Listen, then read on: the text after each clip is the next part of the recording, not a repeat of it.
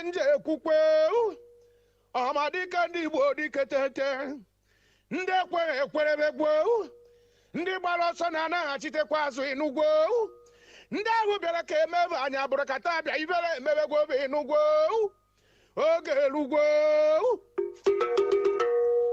maka ji oge na-edunu ndị ụjọ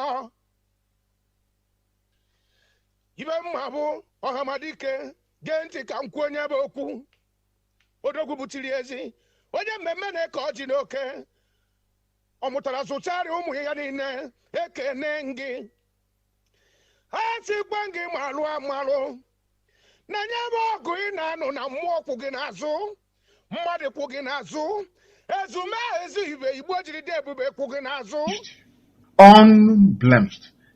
That is why every endeavor, every venture that we dabble into, insofar as this restoration is concerned, Chukwu Kikabiam has always been there to bless us. And things are happening today thanks to the grace of all clean and shall.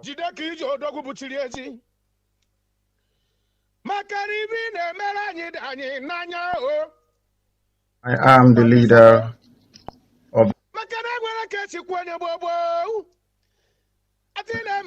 those who were born to restore Biafra. Those who do not listen or pay attention to any distractions, they are focused on that very single objective to restore the kingdom of heaven upon the face of this earth. To bring light where currently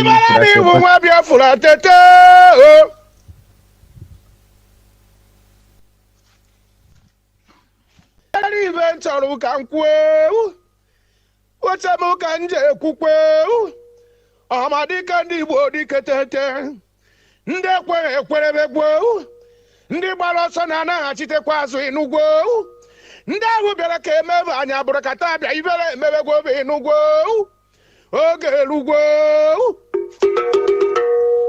maka ji oge na-edunu ndị ụjọ ibe mma bụ ọhamadike gee ntị ka m kwuo onye bụ okwu odogwu butiri ezi onye mmemme na-eke ọjị n'oke ọ mụtara zụchara ụmụ ya niile ekene gị ha sikwa gị malụ amalụ na nye bụ ọgụ ị na-anụ na mmụọ kwụ gị n'azụ mmadụ kwụ gị n'azụ ezume ezi ibe igbo jiri dị ebube kwụ gị n'azụ ya ka m ji ayọ chikeru gị si ya were ndụ udori gị n'enu ndụ inugwo o were arụ ike wee tụọrụ gị mma ọmadịka ụwa niile oke anụ jide ka iji odogwu butiri ezi maka ibe ị na-emere anyị dị anyị n'anya o hafụkwa ndị sabo maka na egwere ka esikwa onye gbogbo ati na-emechara ikpeazụ na Judas ji akarị Barnabas ji eme nkarị ya ka m jiri si oge elugwo ndị obi Igbo tetezie n'ụla ịmara na ịbụ nwa Biafra tete o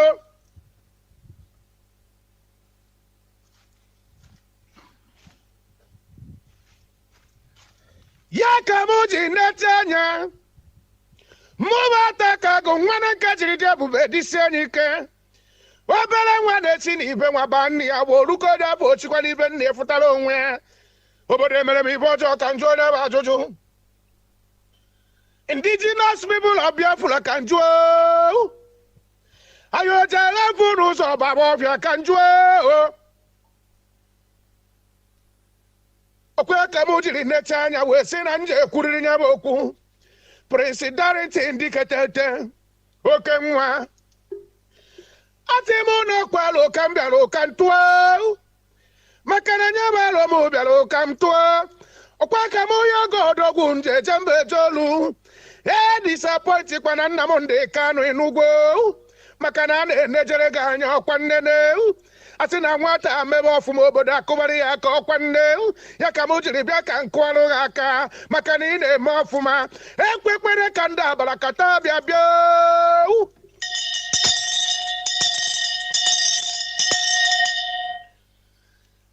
nwata kwata ka otoro garanya rijuo nni agwọ oke nwa dara ntị ndị ketete chukwu bụ ike ma ọkwa nne agụ Biafra dị ketete asị na ike nga adịghị ile esu onye ọkụ ọkwa adịghị ile atọrọ nkịta ọkwa nne ya ka m jiri nnecha anya were ikpere na-abọ dobe na nka nna yogo nya bụ ibe ọmarike bụ ya ji gaga ndị niile gbara ogiri osi je emecha na ukperi elata maka na ibe bụ niile Nnamdi Kanu jere gbara anyị n'afa gbogbo ọkwaba ncha na-emezi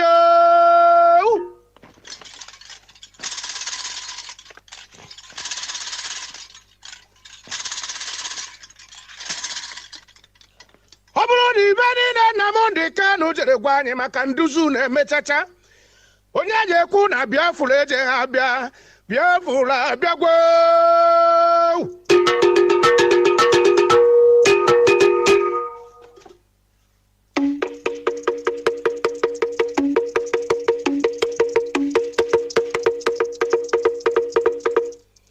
ọnụrụ onye ka kwara ibie nwanne m maka na sị na ibe dị mma ka na-eṅomi banye ibe dị mma na anyị gbara akwụkwọ Igbo ma bụrụ eziokwu onye kụja na akụja onye agba n'ọsọ agụ Biafra ka m bịakwa n'obi gị maka na o nwere ibe iji wụrụ odogwu ya ka m ji ayọ gị ka icheta n'ọnụ ọ bụ na gbara gị bụ ogiri asọrọ emecha akpere gị lata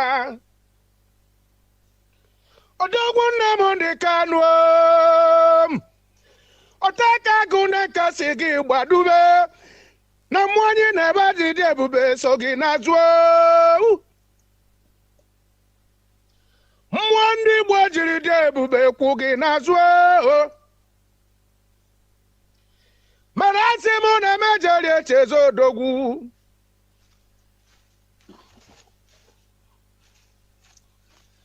asịkwa m na emejeri echezo odogwu onye ka m na-ekwu okwu ya anụ oke ọnụ ejedere atụ ama ọkwa dịketete oke osisi na-aba aga na mmanwụ ọgbakara ọnya ndị iro dịketete ha sị m na ọ bụ gị bụ obere nwa ji aka wee nwude agụ ọkwa gị bụ oke nwa eji eje mba eje olu oke osisi oke nwa na-aba aga na dịketete na Venezuela ka ị na-azọta ọnụ anyị ọma bụrụ nne ibe chọrọ ka m gwa m unu bụ jidenu ka unu ji onye agbakwa n'ọsọ onye atụkwa n'ụjọ na-ekwe m ka nha na-ene m anya mkpụmkpụ emegbuo m ibe mana asị m na ọ bụrụ na onye mkpụmkpụ na-aga ọkwọ eji eme agụ in the Bangladesh Zoological Republic.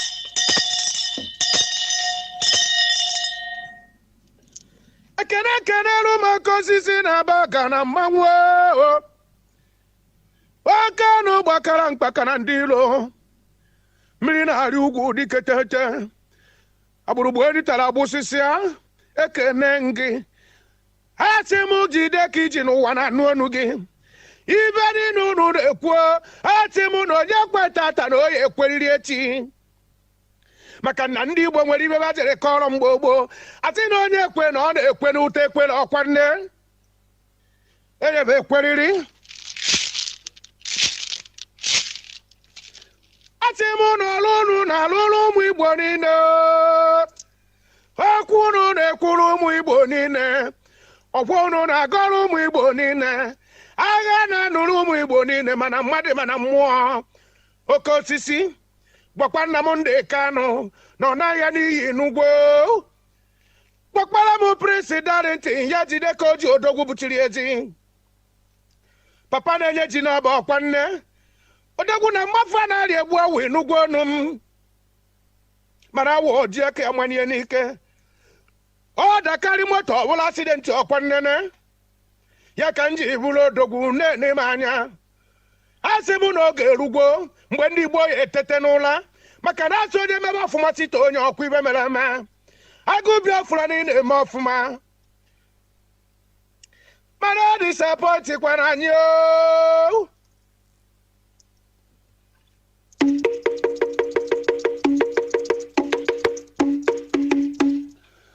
Okwekwe n'obodo ma were nwa ọgba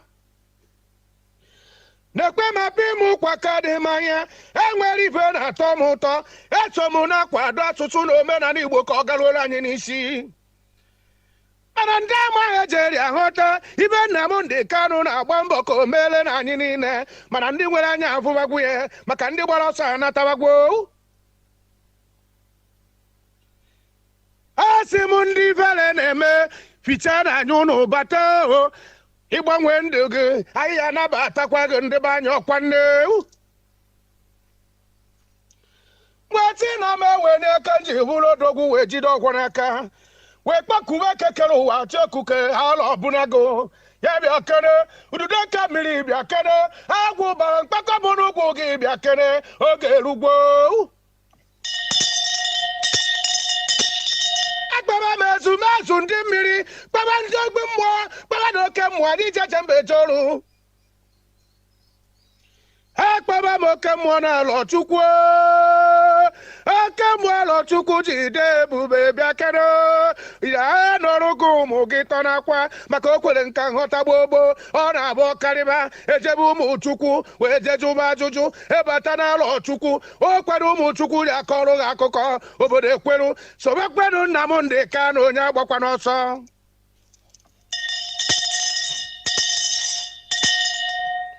solokweru Nnamdi Kanu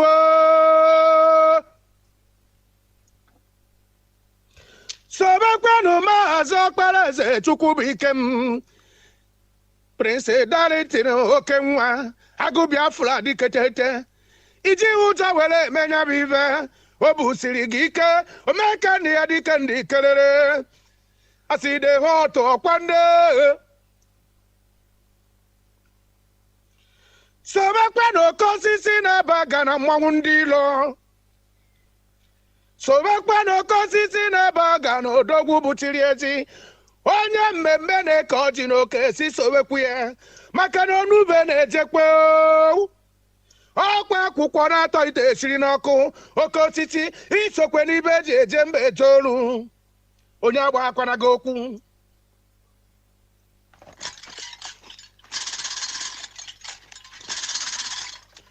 onye agbara kwere nye m okwu ka m na-ekwu ụtaka agụ na nka obi m ka m na-ekwuru onwe m maka na asịrị uche onye na-arịa dị ya njọ ọkwa ibe mere eme ọ bụrụ na ọ ekwu omume si kpọzie m echi si kwuo na Biafra adịgwo eji nwayọ emeri nya bụ ibe maka na Nnamdi Kanu ji udo bịa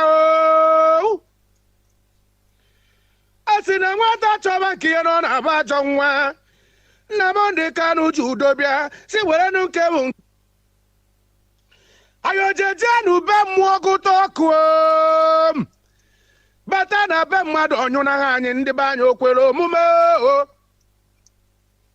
ya ka m jiri si onye ọbụla tete n'ụla oke osisi na-aba ga na eke n'ọnụ Prince eke n'ọnụ Mazi Nnamdi Kanu eke n'ọnụ ụtaka agụ na nka anagwalo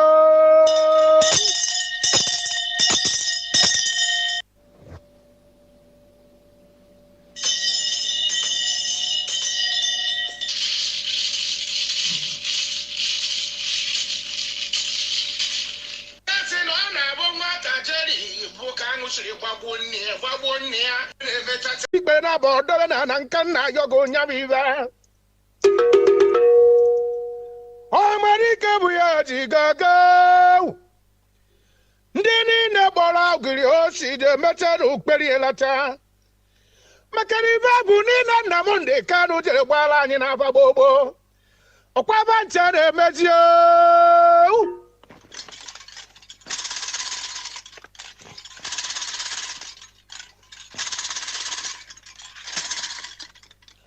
ọ bụrụ na ibe niile Nnamdi Kanu jere gwa anyị maka nduzu na-emechacha onye ji ekwu na Biafra eje ha bịa Biafra abịagwo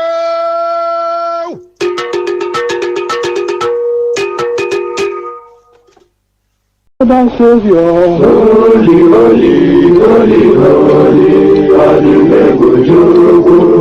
another Savior, holy, holy, holy, holy,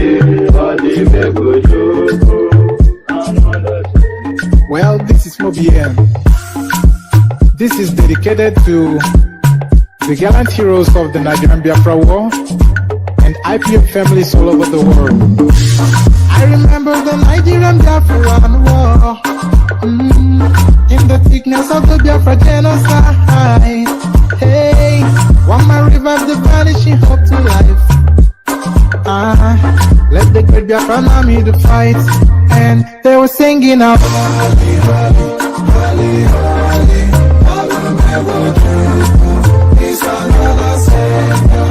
they were singing out. Holy, holy, holy, holy, all will never do. This another Savior. Holy, holy, holy, holy, all will never do. This another Savior. Many years after the genocide, whoa, yet another great leader has risen up now. Oh, and he's leading the Biafrans to victory. Yamadika, Yadwika, Kokwanam, wow. Hey, when I'm singing along. Holy, holy, holy, holy, Nnamdi Kanu is another Savior. Gonna sing along. Holy, holy, holy, holy, Nnamdi Kanu is another Savior. When I sing along. Holy, holy, holy, holy, holy, holy, holy, holy. Right, getting faster now. Holy, holy, holy, holy, holy, holy, all you never do is another Savior. Many years after the genocide, whoa, yet another great leader has risen up now. Oh, and he's leading the Biafrans to victory. Yamadika, Yadwika, Kokwanam, wow. Hey, when I'm singing along. Holy, holy, holy, holy, Nnamdi Kanu is another Savior. Gonna sing along. Holy, holy, holy, holy, Nnamdi Kanu is another Savior. When I sing along. Holy, holy, holy, holy, holy, holy, holy, holy. Right, getting faster now. Holy, holy,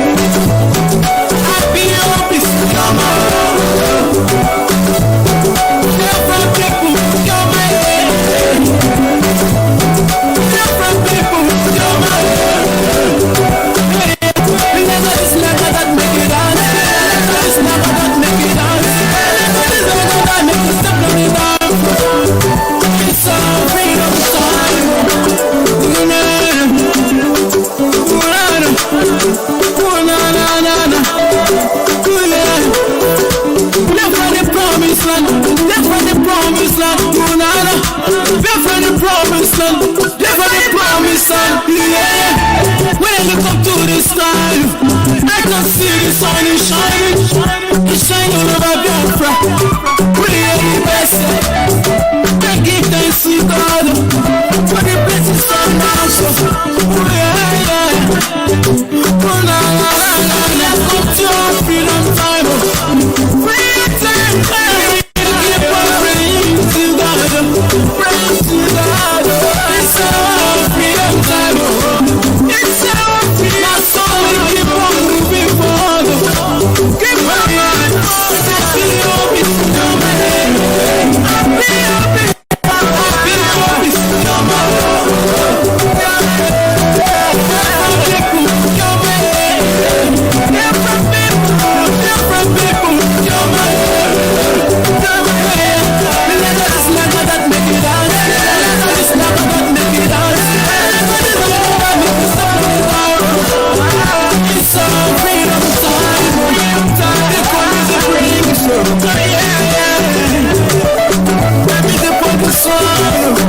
okay, are you ready?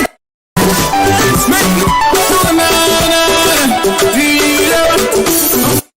this is our freedom time, and we are going to call it our birthright.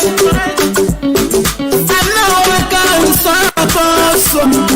The Friday promise land. Anywhere we gonna show the blessings of the Lord they follow us. Anywhere we gonna show the blessings of the Lord they follow us. Go on. We never hear go here. Say that from come. We are the best. We are the best now. We have to party on. We have come to our freedom time. Every day keep on praying to God. It's our freedom time. Now so we keep on moving forward. Happy hope is coming. Happy hope is coming. Different people coming. Different people coming. It's never that make it dance. It's never that make it dance. It's never that make it stop on the dance. It's our freedom time.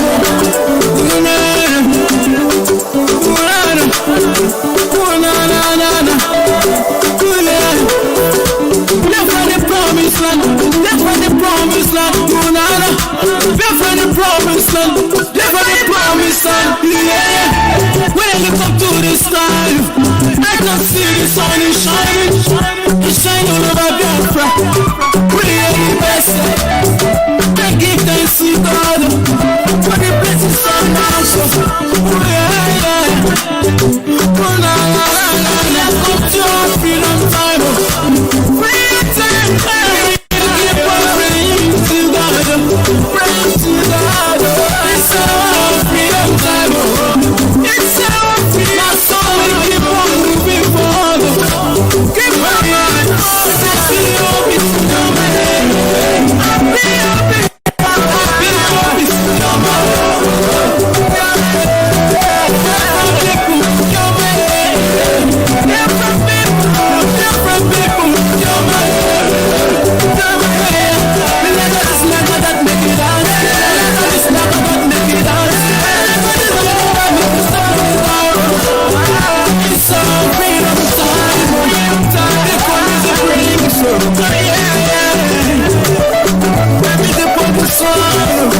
okay, are you ready? Make it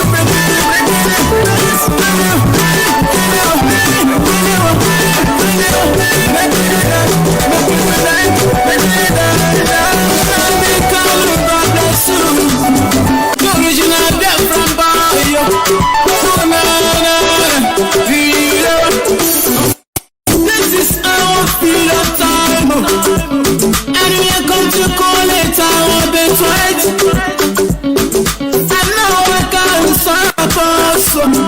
The Friday promise land. Anywhere we gonna show the blessings of the Lord they follow us. Anywhere we gonna show the blessings of the Lord they follow us. Go on. We never hear go here. Say that from come.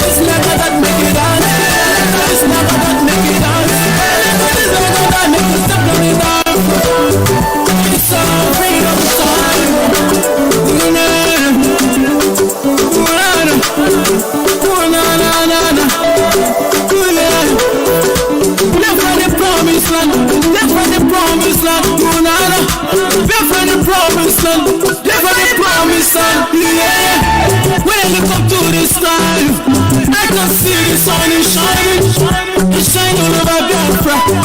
We are the best. I give thanks to God for the blessings of my soul. Oh na na na na, let's go to our freedom time. Freedom time. Keep on praying to God, praying to God. It's our freedom time. It's our freedom. So we keep on moving forward. Keep on running. Happy hope is no man. Happy hope is no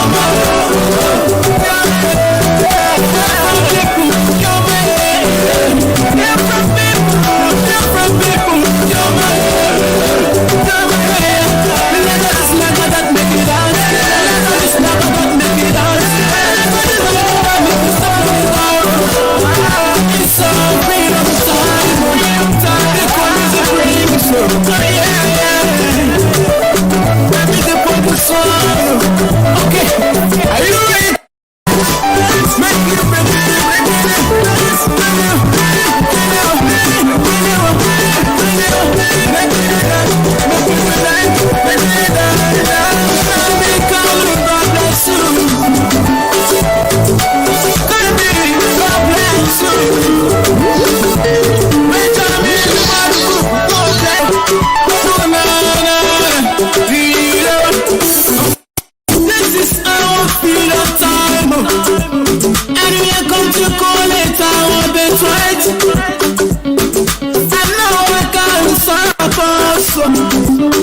The promised land.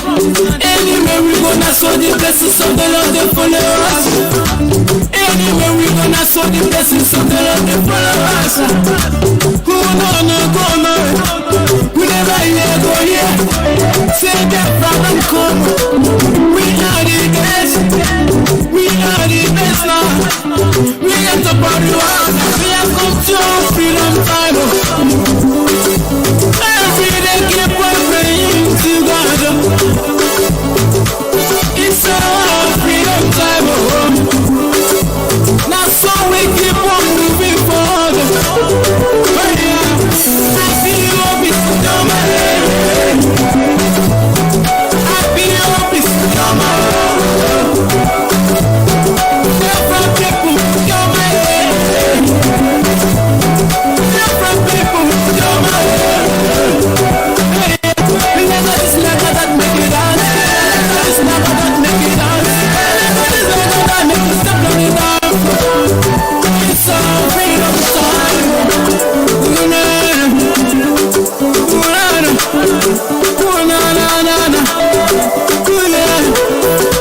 Left for the promised land.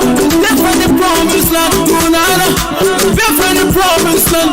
Left for the promised land. Yeah. When I look up to the sky, I can see the sun is shining. It's shining all over Biafra. We are the best. I give thanks to God for the blessings of my soul. Oh na na na na, let's go to our freedom time. Freedom time. Keep on praying to God, praying to God. It's our freedom time. It's our freedom. So we keep on moving forward. Keep on running. Happy hope is no man. Happy hope is no man.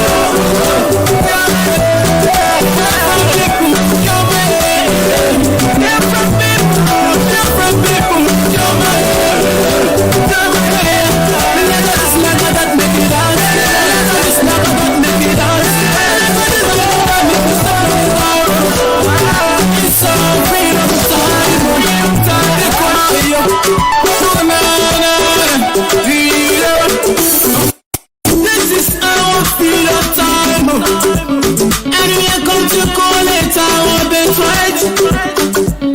And now I can't stop us. The Friday promised land. Anywhere we go, that's what the blessings of the Lord they follow us. Anywhere we go, that's what the blessings of the Lord they follow us.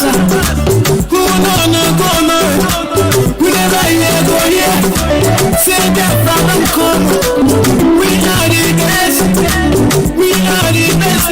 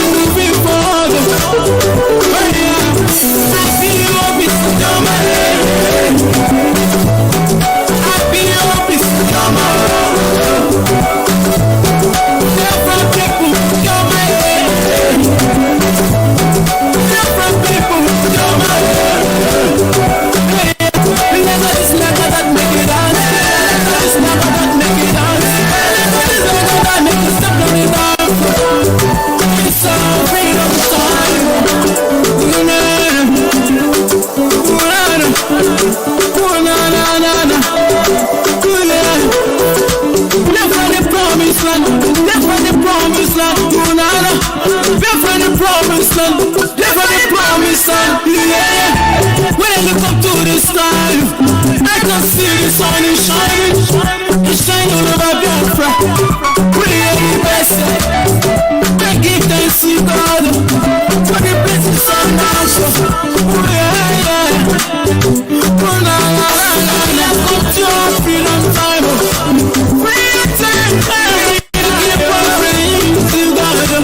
Praise to God. It's our freedom time. It's our freedom. So many people moving forward. Give praise.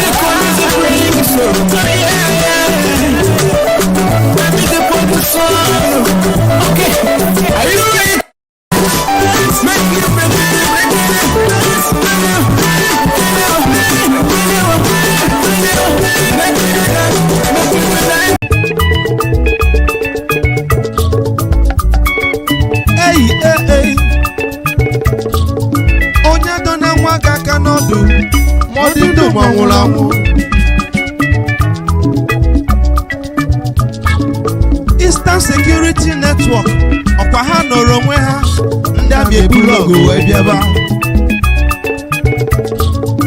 ndị na-eche Biafra nche ọkwa ha nọrọ onwe ha ndị abịa ebulọgụ wee bịaba mana ọ bụ gịnị ka anyị na-anụzi ndị abịa ha nọ n'ọsọ ọ bụ gịnị ka anyị na-anụ ndị abịa ha nọ n'ọsọ akwa onye ọbụla nọ n'ọsọ ndị abịa ha nọ n'ọsọ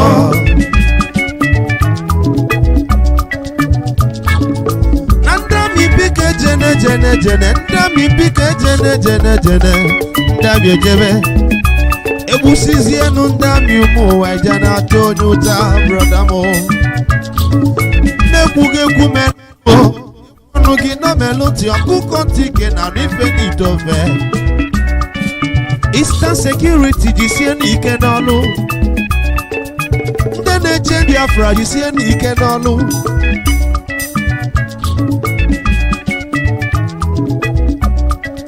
ife salụ fame anyị enwe mmeri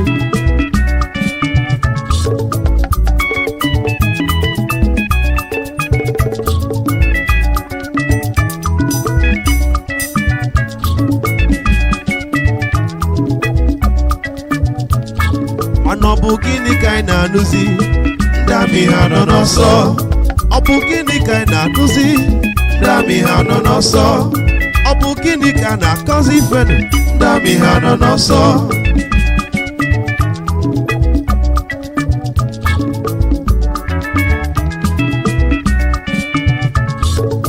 onye kpana nwa gị aka n'ọdụ onye kpana nwa gị aka n'ọdụ onye kpana nwa gị aka n'ọdụ ọ dị ndụ ma nwụrụ anwụ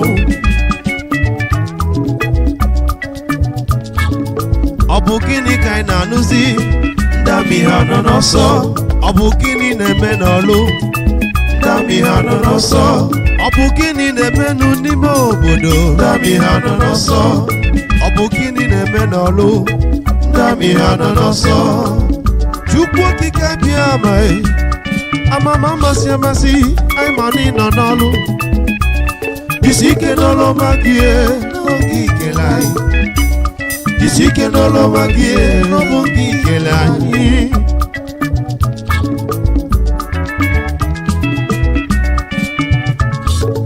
ọ bụ gịnị ka anyị na-anụzi ndị amị ha nọ n'ọsọ ọ bụ gịnị ka anyị na-anụzi ndị amị ha nọ n'ọsọ kedu ife na-eme n'ọlụ ndị amị ha nọ n'ọsọ ọ bụ gịnị ka na-akọzi ndị amị ha nọ n'ọsọ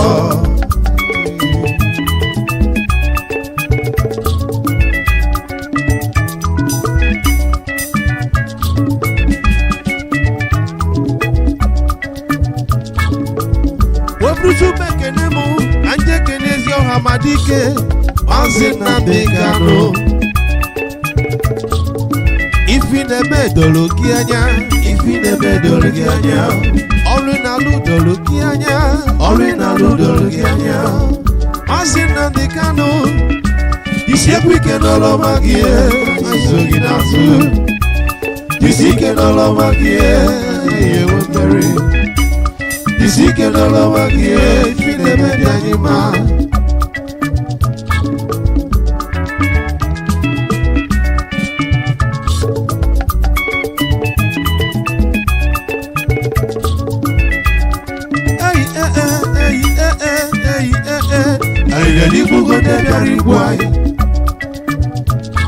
Obi agbawala ndị bịara igbusi ụmụnna anyị. Na ndami bike jene jene jene, ndami bike jene jene jene, ndami ejebe. Egbusizienu ndami ụmụ eje na-atọ onye ụtọ, brọda mo. N'ekwughị ekwu melanụ, ekwanụ gị nọbelụ ntị ọkụkọ ntị ike na n'ife n'itofe. Aka m bụkwa nwanne unu nwoke Samuel Nwannaga, ọ ga-adịrị unu na mma wedịkwara m ụmụ Chukwu okike abịa ma enwere ofe obi anyị ga-enweta ife anyị na-achọ brother mo. Thank you. I'm still your brother Samuel. Chazere na anyị n'ụzọ ka anyị naba onye bịara iku nwa rute n'ọbụ na nwa bịara iku anwụọ na n'ụlọ ọ bụ gịnị ka ọ ga-emezi nọ ọ bịara ije nwụna anyị akwado ka nwoke si akwado anyị ejike ka nwoke si ejike ịchọ n'iche anyị atọ n'iche nụ ka iwe bụ n'anya nọ n'ebe anyị akwado ka nwoke si akwado anyị ejike ka nwoke si ịchọ n'iche anyị atọ n'iche nụ ka iwe bụ n'anya nọ n'ebe onye nna maka mmasị na IPOB kwadola kwado IPOB bụ atakata abụọ anụ nụrụ onye ụsa ị na-ama IPOB aka na-ezu ezu gị nara abụ ụzọ bụ ịdara anụ ibe onye kachi ntị kwụta ụzọ ife ọbụla owele ọ maka ndị sabotuas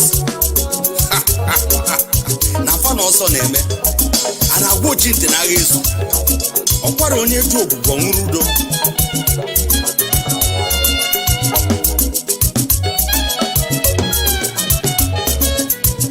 iso security network apatago na Fulani nọ n'ọsọ nụ ndị sabotu nọ n'ọsọ nụ ndị ọha na eze nọ n'ọsọ ndị gwegwanụ na nye bụ n'ụkwụ ka anyị malifanye na-eme n'ụlọ unu sacha onye Chukwu tele mmanụ ha Mazi Nnamdi Kanu amadike gaba n'iru na anyị kwụghị n'azụ anyị akwado ka nwoke si akwado anyị ejike ka nwoke si ejike ịchọ n'iche anyị atọ n'iche nụ ka iwe bụ n'anya nọ n'ebe anyị akwado ka nwoke si akwado anyị ejike ka nwoke si ejike ịchọ n'iche anyị atọ n'iche nụ ka iwe bụ n'anya nọ n'ebe onye nna maka mmasị na IPOB kwadola kwado ọ falling angels na ama aka ndị si na IPOB wee dapụ wee che na fa ga-emeki wave mgbe ha pụtaziri buzie na ụzọ adụrụ ha si agafe IPOB kpuchisiri ebe niile ha wee tọnụzie to sabotuas ka ESN nwetakwa ụnụ mgbe ọ na-agwa ụnụ na IPOB na all over the world che na gịnị ka anyị na-eme ofensi ka anyị gbana bịanụ bịa gafenụ ka anyị fụnụ before the meeting ọhamadike agwaga ya ebe anyị ga-anọ wee chebiri ụnụ anyị gawa na Facebook and Twitter n'ebe a ka unu si abịa anyị wee gazi ebe a jee fọmụọ Biafra Media Warriors wee chebiri ụnụ ite isi na Facebook jikọgheri IPOB asịkwa gị Mazi Nnamdi Kanu asịkwa gị Simon Ekpa nweta gị ịma na ka ị na-eme agwụna ka ị maka Peters na Radio Biafra ọ tupe chapta gị ọ laa gị n'iyi ka ị maka Sista Omote Biafra ewerezi broken gbalie ego ya ebe ọ ga-aba gị ntị ọfụma Denike nguru agụ Emmanuel Chibuzo egwu atụ etiri gị burial announcement anyị anọ na Facebook wee kwa gị live iwee bụ n'anya kwete na ọ na-eme Vono strapo no Biafra kano na fana bago. Geze vono na kuchizili no. Nzowu Enyimba, Zowu Kwakwanso Enyimba, Nzowu Enyimba, Zowu Sanusi Enyimba, Nzowu Enyimba, Zowu Tinubu Enyimba, Nzowu Enyimba, Zowu Amechi Enyimba, Nzowu Enyimba, Rocha Okorocha Enyimba, Zowu ya Enyimba, Zowu Enyimba, Zowu Enyimba, Oju Sokalo Enyimba, Zowu ya Enyimba, Zowu Boko Haram Enyimba, Nzowu Enyimba, Owazurike Enyimba, Zowu ya Enyimba, Zowu ha Awusa Fulani Enyimba, Zowu ha Enyimba, Enyimba, Nzowu Enyimba, Nzowu Enyimba, Oleme Muna Wanem Dera Abirego Ifajuna Rerani Ewo Muna Wanem Dera Wane Putanu Zore Wane Kanyi Tibwa Osa Nina Maro Chuku Tibwa Zobuha Zona Kanyi Tibwa Osa Nina Maro Chuku Tibwa Zobuha Zona Anyige Tibwa Osa Nina Maro Chuku Dine Kwege na Chuku Amabweze Anyiga Soda Halala Weko Hokonisi. And then we know that one with God is with majority. If God be with us, who can be against us? Onye chukwa dema sunasu ewadi atu ya Onye chukwa kike kunasu ewadi atu ya Mazi Nnamdi Kanu chukwa dema kunasu. Indigenous people of Biafra chukwa dema sunasu. I can hear the Lord saying, do not be afraid of your enemies. The Boko Haram you see today, you shall see them no more. Hausa Fulani jihadis, you shall see them no more. Says the Lord Almighty, I am with you. We must get to the promised land. The promised land is called Biafra, the land of rising sun. Obodo Chukwu goziri agozi, Obodo Chukwu chọrọ mma, Obodo Chukwu mere eze. Anyị tigbuo Awụsa dị n'amarụ Chukwu, tigbuo ha zọgbuo ha tona ha. Ka anyị tigbuo Awụsa dị n'amarụ Chukwu, tigbuo ha zọgbuo ha tona ha.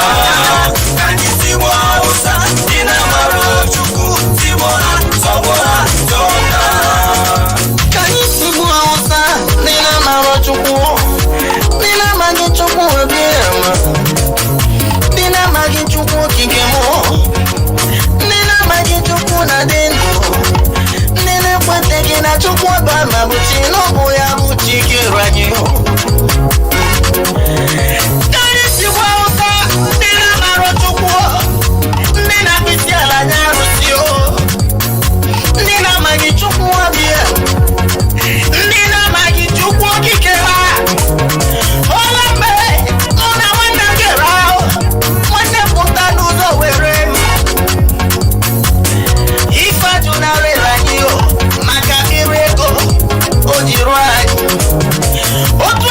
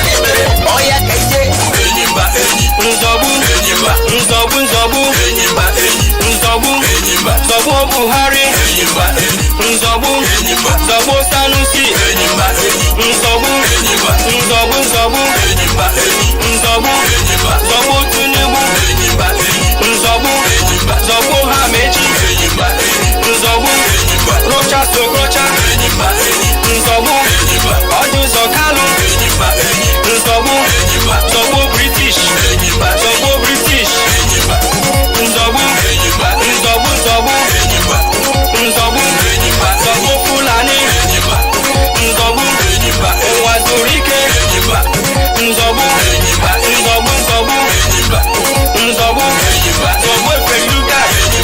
We are soldiers, soldiers of Biafra. In the name of Chukwuabiama, we shall conquer. We are soldiers, soldiers of Biafra.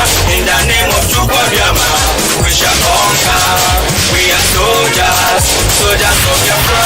In the name of Chukwuabiama, we shall conquer.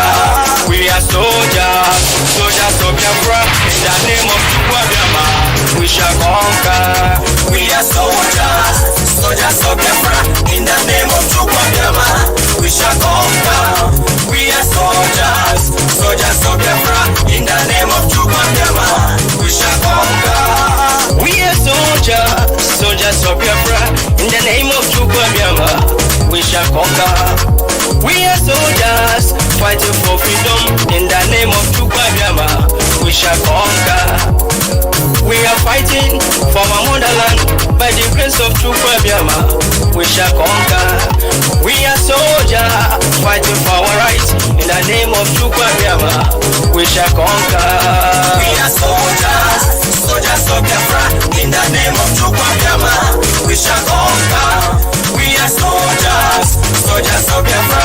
In the name of Chukwuabiama, we shall conquer. Come to Najuju, one go on the rear. Ihamumuru or Ritogologo. Unyota biara bianesia nya we pupu no konu with you. Heroes fight like Biafran soldiers. Sia bunyota mule. No. We are soldiers, soldiers of Biafra. In the name of Chukwuabiama, we shall conquer. We are soldiers, soldiers of Biafra. In the name of Chukwuabiama, we shall conquer. We are soldiers, soldiers of Biafra. In the name of Chukwuabiama, we shall conquer. We are marching to our motherland. In the name of Chukwuabiama, we shall conquer. We are soldiers, soldiers of Biafra. In the name of Chukwuabiama, we shall conquer. After the land of the rising sun belongs to our fathers. In the name of Chukwuabiama, we shall take it by force. I say we are soldiers, soldiers of Biafra. In the name of Chukwuabiama, we shall conquer. I say hallelujah, hallelujah, Biafra, hallelujah, people. In the name of Chukwuabiama, we shall conquer. Oh yeah, we are soldiers, soldiers of Biafra. In the name of Chukwuabiama, we shall conquer. We are soldiers from the rising sun. In the name of Chukwuabiama, we shall conquer. We are soldiers, soldiers of Biafra. In the name of Chukwuabiama, we shall conquer. When we come, majority I say. In the name of Chukwuabiama, we are fearless. I say we are soldiers, soldiers, soldiers. In the name of Chukwuabiama, we shall conquer.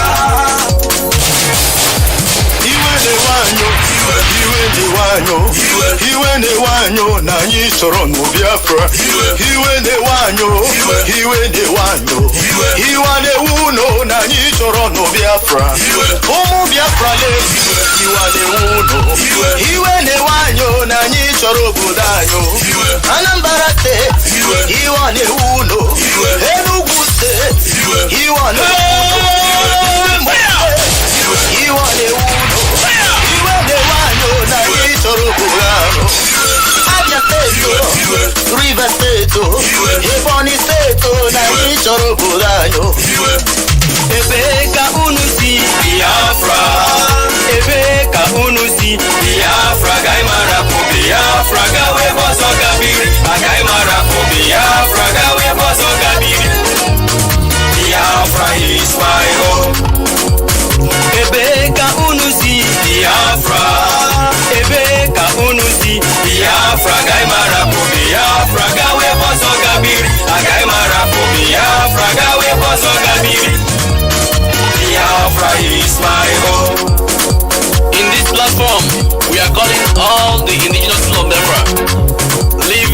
diaspora to come back home.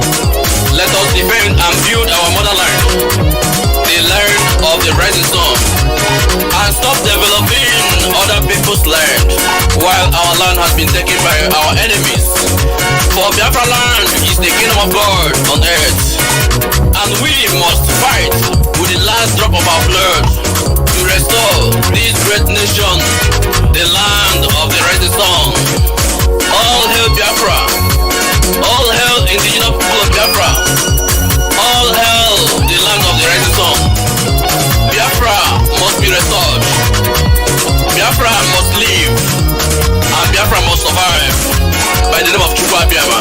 Ebe ka unu si Biafra, ebe ka unu si Biafra, gai marapo Biafra, gawe boso gabiri, gai marapo Biafra, gawe boso gabiri. Biafra is my home.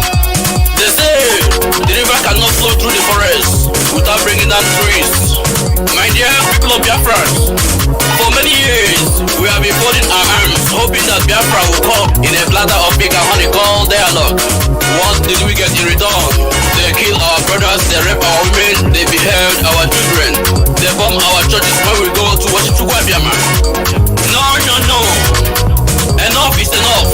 We can't take this anymore. We must fight to defend our land, the Biafra we love. For he who wants peace must be ready for war. Ebe ka unu si Biafra, ebe ka unu si Biafra, gai marapo Biafra, gawe boso gabiri, gai marapo Biafra, gawe boso gabiri. Biafra is my home. My people of Biafra, I'm laughing at you. Are we not ashamed of worship less in a foreign land just to make a living? Are we not tired of marrying our mother's pets just to have citizenship in a foreign land? Are we not tired of running from police and immigration, jumping condominium, rotting in jail? Ebe ka unu si Biafra, ebe ka unu si Biafra, gai marapo Biafra, gawe boso gabiri, gai marapo Biafra, gawe boso gabiri. Biafra is my home. Enyimba enyi, enyimba, enyimba enyi, enyimba, enyimba enyi, nzobu, enyimba, nzobu, enyimba enyi, zobu ha, enyimba ike nwachukwu, enyimba, nzobu, enyimba enyi, itobi, enyimba, zobu ya, enyimba, achikuda nwa, enyimba, zobu ya, enyimba, eburu masobu, enyimba, ndị iro, enyimba, nzobu, enyimba, anyị ga-azọgbu ha, enyimba enyi, nzobu, enyimba, enyimba enyi, nzobu, enyimba, enyimba enyi, nzobu, Na mbụ kobidoro n'ala Biafra kobidoro. Na mbụ kobidoro n'ala Biafra kobidoro. Na mbụ kobidoro n'ala Biafra kobidoro. Na mbụ kobidoro n'ala Biafra kobidoro. Na mbụ kobidoro n'ala Biafra kobidoro. Na mbụ kobidoro n'ala Biafra kobidoro. It don't say no be today. I say it don't say no be today. Ọbụta ka anyị hụrụ Hausa n'ụtụtụ. Mmadụ na-eka jigo ya wee gbago. Ihe niile dị nọ n'abalị o. Ihe niile dị mmadụ bidoro n'abalị o. Biafra land ya maka o. Biafra land ya maka o. Na mbụ ka o bidoro. N'ala Biafra ka o bidoro. Anyị nwere gold, anyị nwere zinc, anyị nwere oil, anyị nwere stone, anyị nwere steel, anyị nwere cement. N'ala Biafra ka o bidoro. Na mbụ ka o bidoro. N'ala Biafra ka o bidoro. Na mbụ ka o bidoro. N'ala Biafra ka o bidoro. We came direct from God. We are the lost choosing people. We the Biafran people. And even the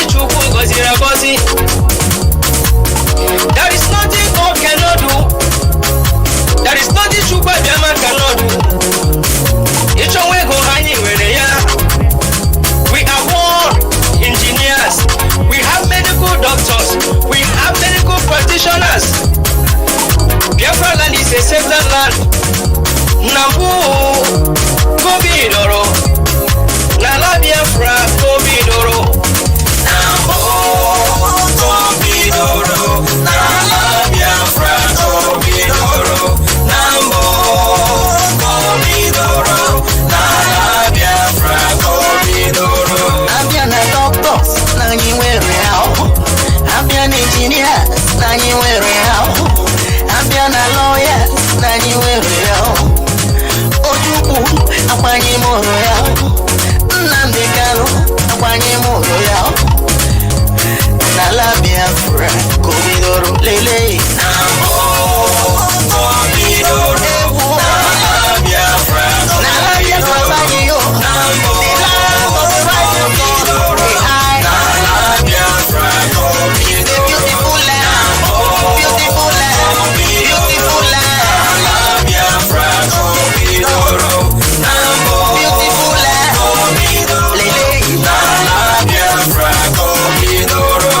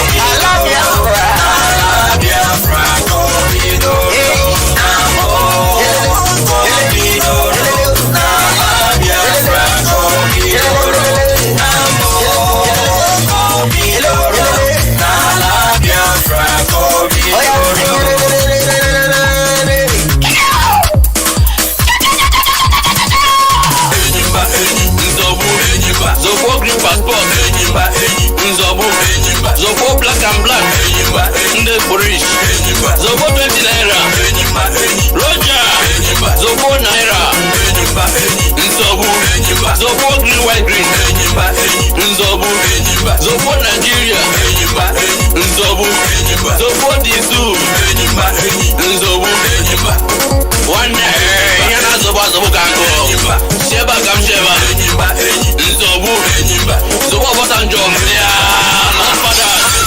Zobo the one, Zobo, Zobo Lutas, all the Lutas, Zobo PDP, Zobo FPC, Zeragawa, Zobo Sorak, Zobo Governors, Zobo all of them, Senators, Zobo Ha, Zobo all the two, Animal Decay, Monkeys, they carry them very well, Zobo Ha, Zobo Ha.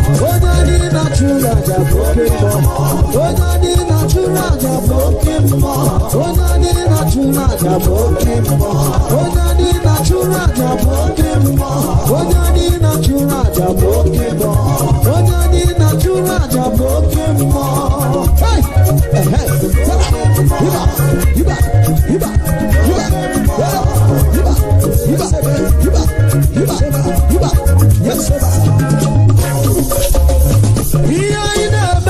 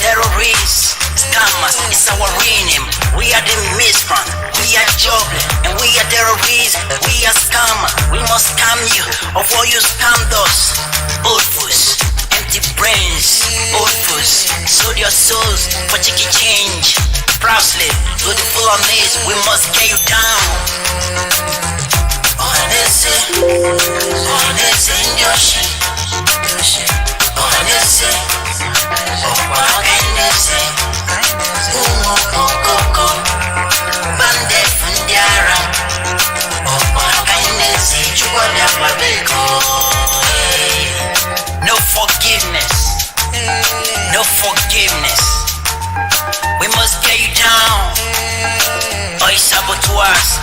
your worst, come do your worst. The governors, you sold us out. Evil kings, hungry fools, slave kings, shameless fools. Brought evil men to Biafra land, a holy land, a blessed land. To kill us all, then you will pay. I feel Biafra rising. Ohanese, Ohanese Ndoshi, Ohanese, Ohanese, Okoko, Bande Fundiara, Ohanese, Chupa Biafra Beko. This year, I say this year, I see freedom for me, for you. Wake up, stand up, do, our keys in our hands. We open, we enter. This year, no stopping us. The kings, his blood, fighting us, killing us in a long Ipob. Ohanese, Ohanese Ndoshi, Ohanese, Ohanese, Okoko, Bande Fundiara, Ohanese, Chupa Biafra Beko.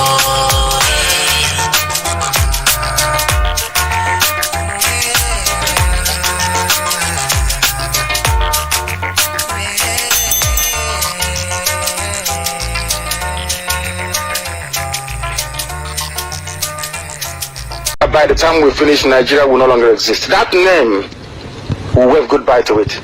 The same way Yugoslavia is gone, the Soviet Union is gone, that same way will the word Nigeria be obliterated from history books. People are stupid and foolish. Nigeria is a reminder that colonial mentality actually seeped into our bone marrows.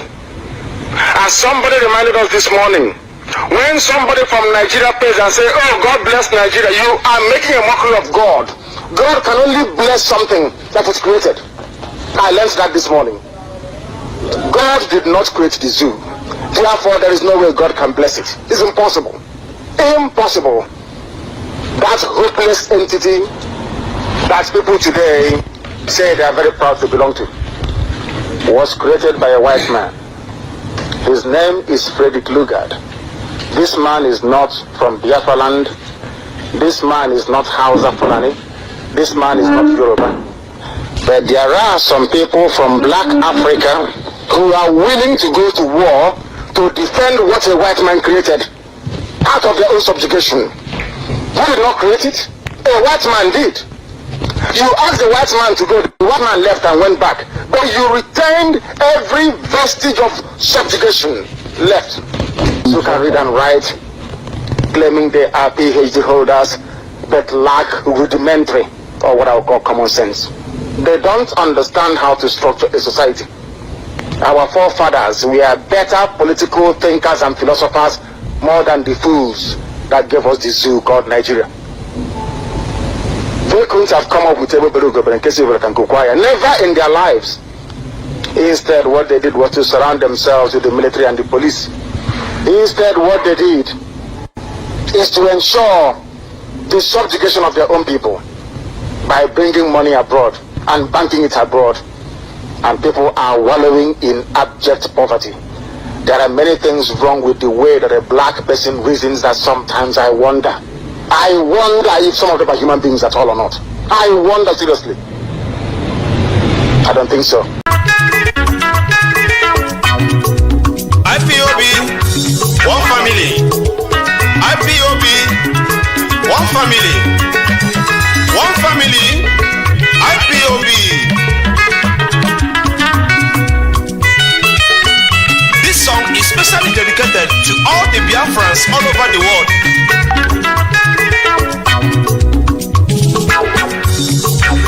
Ambo Mazi Nnamdi Samuel Chinonso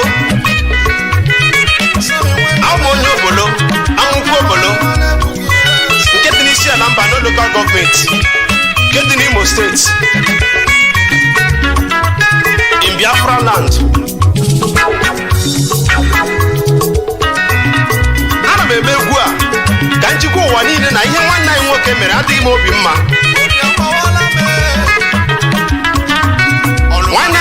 Uche mefọ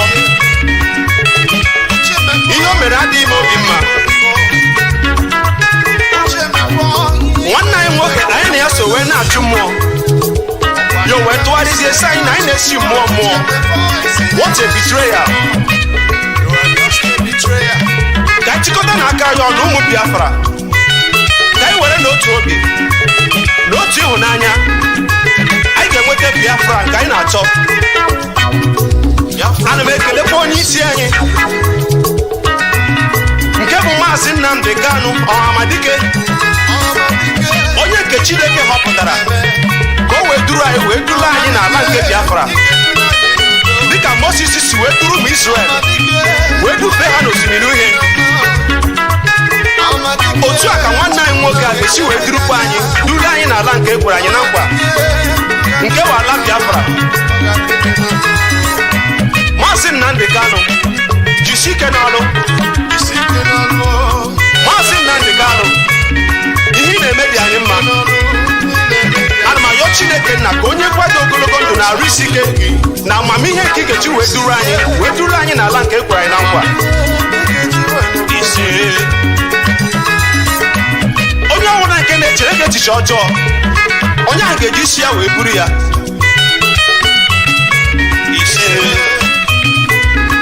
Ka anyị were n'otu obi anyị ga-enweta ihe anyị na-achọ.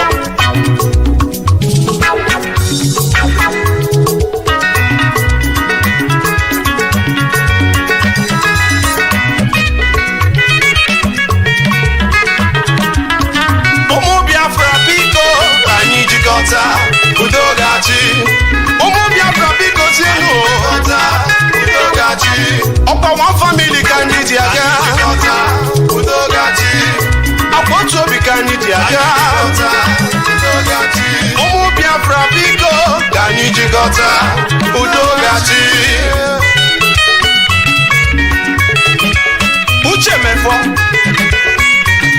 Uche mefọ Sleeping DJ ugboro ole ka m kpọrọ gị? Ọkwa ihu na otu isi wee wuo onwe gị n'ala. Ọkwa ihu na otu isi wee wụkasị onwe gị n'ala to the extent that everywhere all over the world ọ bụ akụkọ gị ka a na-akọzi. Ebe ọ bụla ị hụrụ mmadụ abụọ ma ọ atọ nọ, ọwa akụkọ Uche mefọ ka a na-akọzi.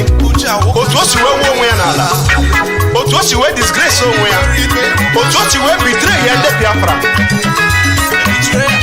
Upon all the trust Mazi Nnamdi Kanu nwere ebe ị nọ, gị si otu a wee wuo onwe gị n'ala, chiri otu a wee disappoint ndị niile na-eso gị n'azụ. Uche mefọ Mazi Nnamdi Kanu trust chara gị to the extent ọ sị na ọ bụrụ na ịwụ nwaanyị ọ gara ịlụ gị otu esi alụ nwaanyị. Uche mefọ onye mere gị ihe ọ gaghị adịrị ya na mma. Ịgbazie life gị na-akọ ihe sọrọ gị, gị na-akọ ori ihe sọrọ gị na life. Iche na Mazi Nnamdi Kanu ga-atụfuru gị ọnụ. Ị na-achọ ka ọ bịa saa gị okwu, ọ karịgo that level. Silence is the best answer to a fool. You are just making fool of yourself. Uche mefọ ị ma na ọ bụrụ gị ka etinyere na prison wee kwe gị nkwa niile nke e kwere Mazi Nnamdi Kanu, Uche mefọ ị ga-anara ego chi na abalị na-asọ Biafra. Nke a doro m anya na ị ga-anara ego dị na-asọ Biafra. Bọtụlee Mazi Nnamdi Kanu etinyere ya n'ụlọ mkpọrọ wee kwe ya nkwa niile nke e kwere ya. O nweghị ụdị nkwa a na-ekweghị ya ka o wee dị na-asọ Biafra. Ma Mazi Nnamdi Kanu kwurula chim wee kwụsị ike na Biafra si kata o nweghị ike ịdị na-asụ Biafra. O kwekwere ya bifo ya baa ime na o nweghị ike ịdị na-asụ Biafra, na o nweghị ike ibitreyi Biafra, bọtụ na ndị Biafra ga-ebitreyi ya. Ihe ahụ o kwuru abụọ bịara na mmezu. This betrayal bidoro from 2015 oge ahụ akpọchiri Mazi Nnamdi Kanu. This betrayal bidoro from Imam Mezo and Clifford Iruanya and Uche. Ọkwa gị nwa the same Uche mefọ bụ onye fighting against it, but lee na aleze ihe na-eme onwe gị. Ị werela aka gị wee betray zie that same person na fight gbapọ.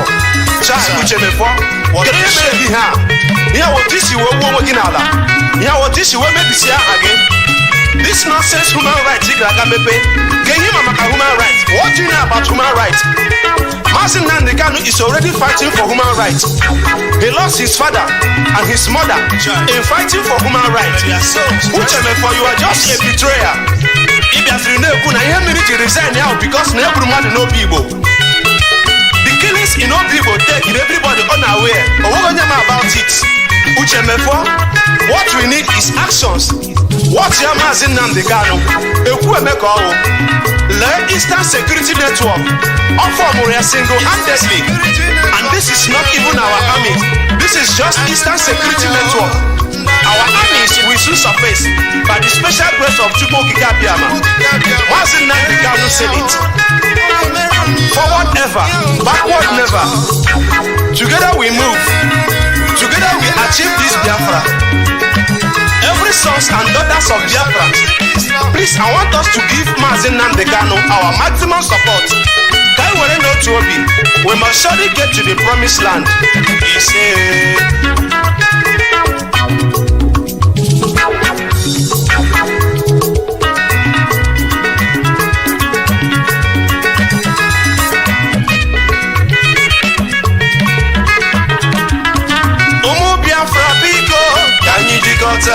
Udogachi, Biafra biko si anunu Udogachi, one family kanyi diaga Udogachi, two kanyi diaga Udogachi, Biafra biko kanyi dikota Udogachi.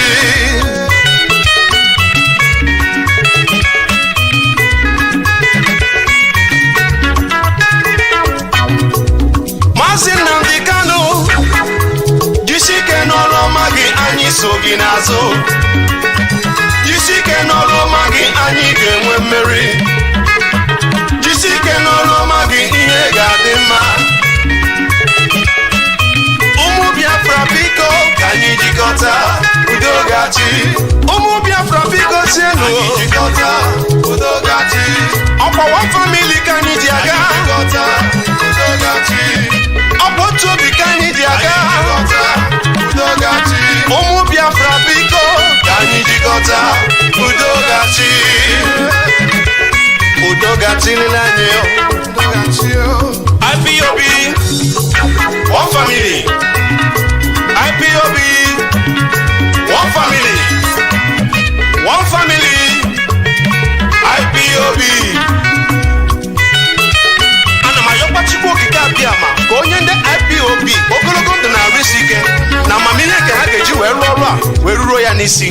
Anyị ma na ọrụ adịghị isi, mana onye ọbụla nke ya na Chukwu okike abịama so ụjọ agaghị atụ ya. Nwa Chukwu okike abịama ọhamadike ihe buru gị na-eme. Jisi ike n'ọrụ ọma gị anyị so gị n'azụ. Jisike n'ọrụ ọma gị anyị ga-enwe mmeri. Jisike n'ọrụ ọma gị ihe ga-adị mma. Ana m ekelekwa all the coordinators all over the world. Ana m ayọkwa Chukwu okike abịama ka onye ọnụ ogologo ndụ na-arụ isi ike nke unu ga-eji wee rụọ ọrụ a wee ruru okwa ya n'isi. Jisie na ike na ihe ọbụla unu na-eme. Were n'otu obi na ihe ọbụla unu na-eme. Ma bụrụ na ya n'obi dasa onye ọrụ nwere ụgwọ. No matter what, ka anyị wezụga na ihe ọbụla ga-ebute nkewa n'etiti anyị, maka anyị werekwa n'otu obi wee sọpọtụ nwanne anyị nwoke abụ Mazi Nnamdi Kanu ọhamadike. One thing is sure, at the end, we all shall rejoice. Sure.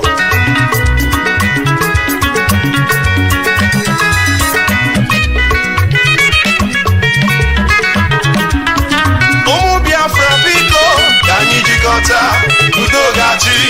Ụmụ Biafra biko tienu Udogachi. One family ka anyị ji aga Udogachi.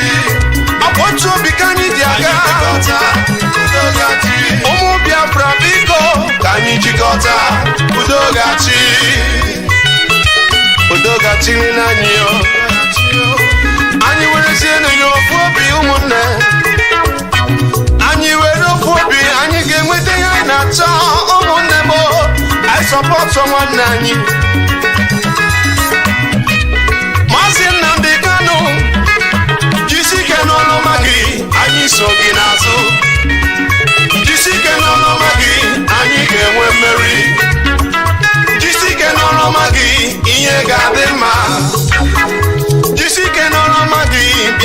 ga-enwerịrị isi ka anyị were okwu obi nwanne m. Let us take one mind. We shall get to the promised land, my brothers and sisters.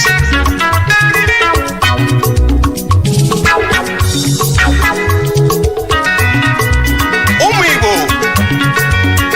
Izon, Ogoni, Eja, Efik, Ibibio, Aram, Oroni, Igodomigodo, Kogi, Idoma, Benua, Igala, Igede.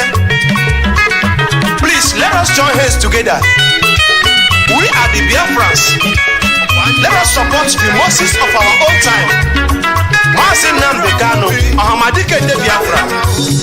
I strongly believe that with one mind, love, and work, we shall get to the promised land by the special grace of Chukwu Okike Abiyama.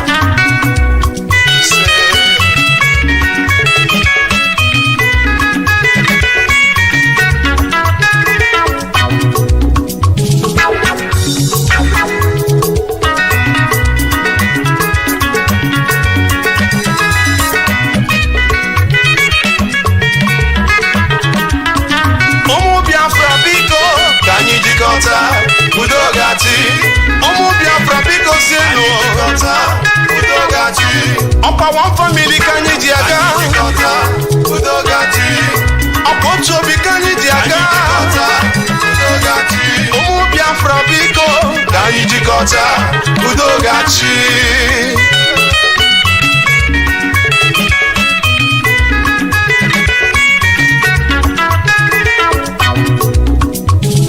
Chukwu Okike Abịama, Ọhamadike, ihe kwuru ka ị na-eme. Jisike n'ụlọ ọma gị, anyị so gị n'azụ. Jisike n'ụlọ ọma gị, anyị ga-enwe mmeri. Jisike n'ụlọ ọma gị, ihe ga-adị mma. Chukwu Okike Abịama, n'ihi adịlịlị m. Mazi Nnamdi Kanu, n'ihi adịlịlị m. Ihe adịlịlị m. Kechi, Makechi adịghị abụọ abụọ, ya adịlịlị imo. Onye nwere gị nwere mmadụ, onye ji gị ji mmadụ aga. Onye nwere gị ụjọ agaghị atụ ya, onye ji gị ji mmadụ.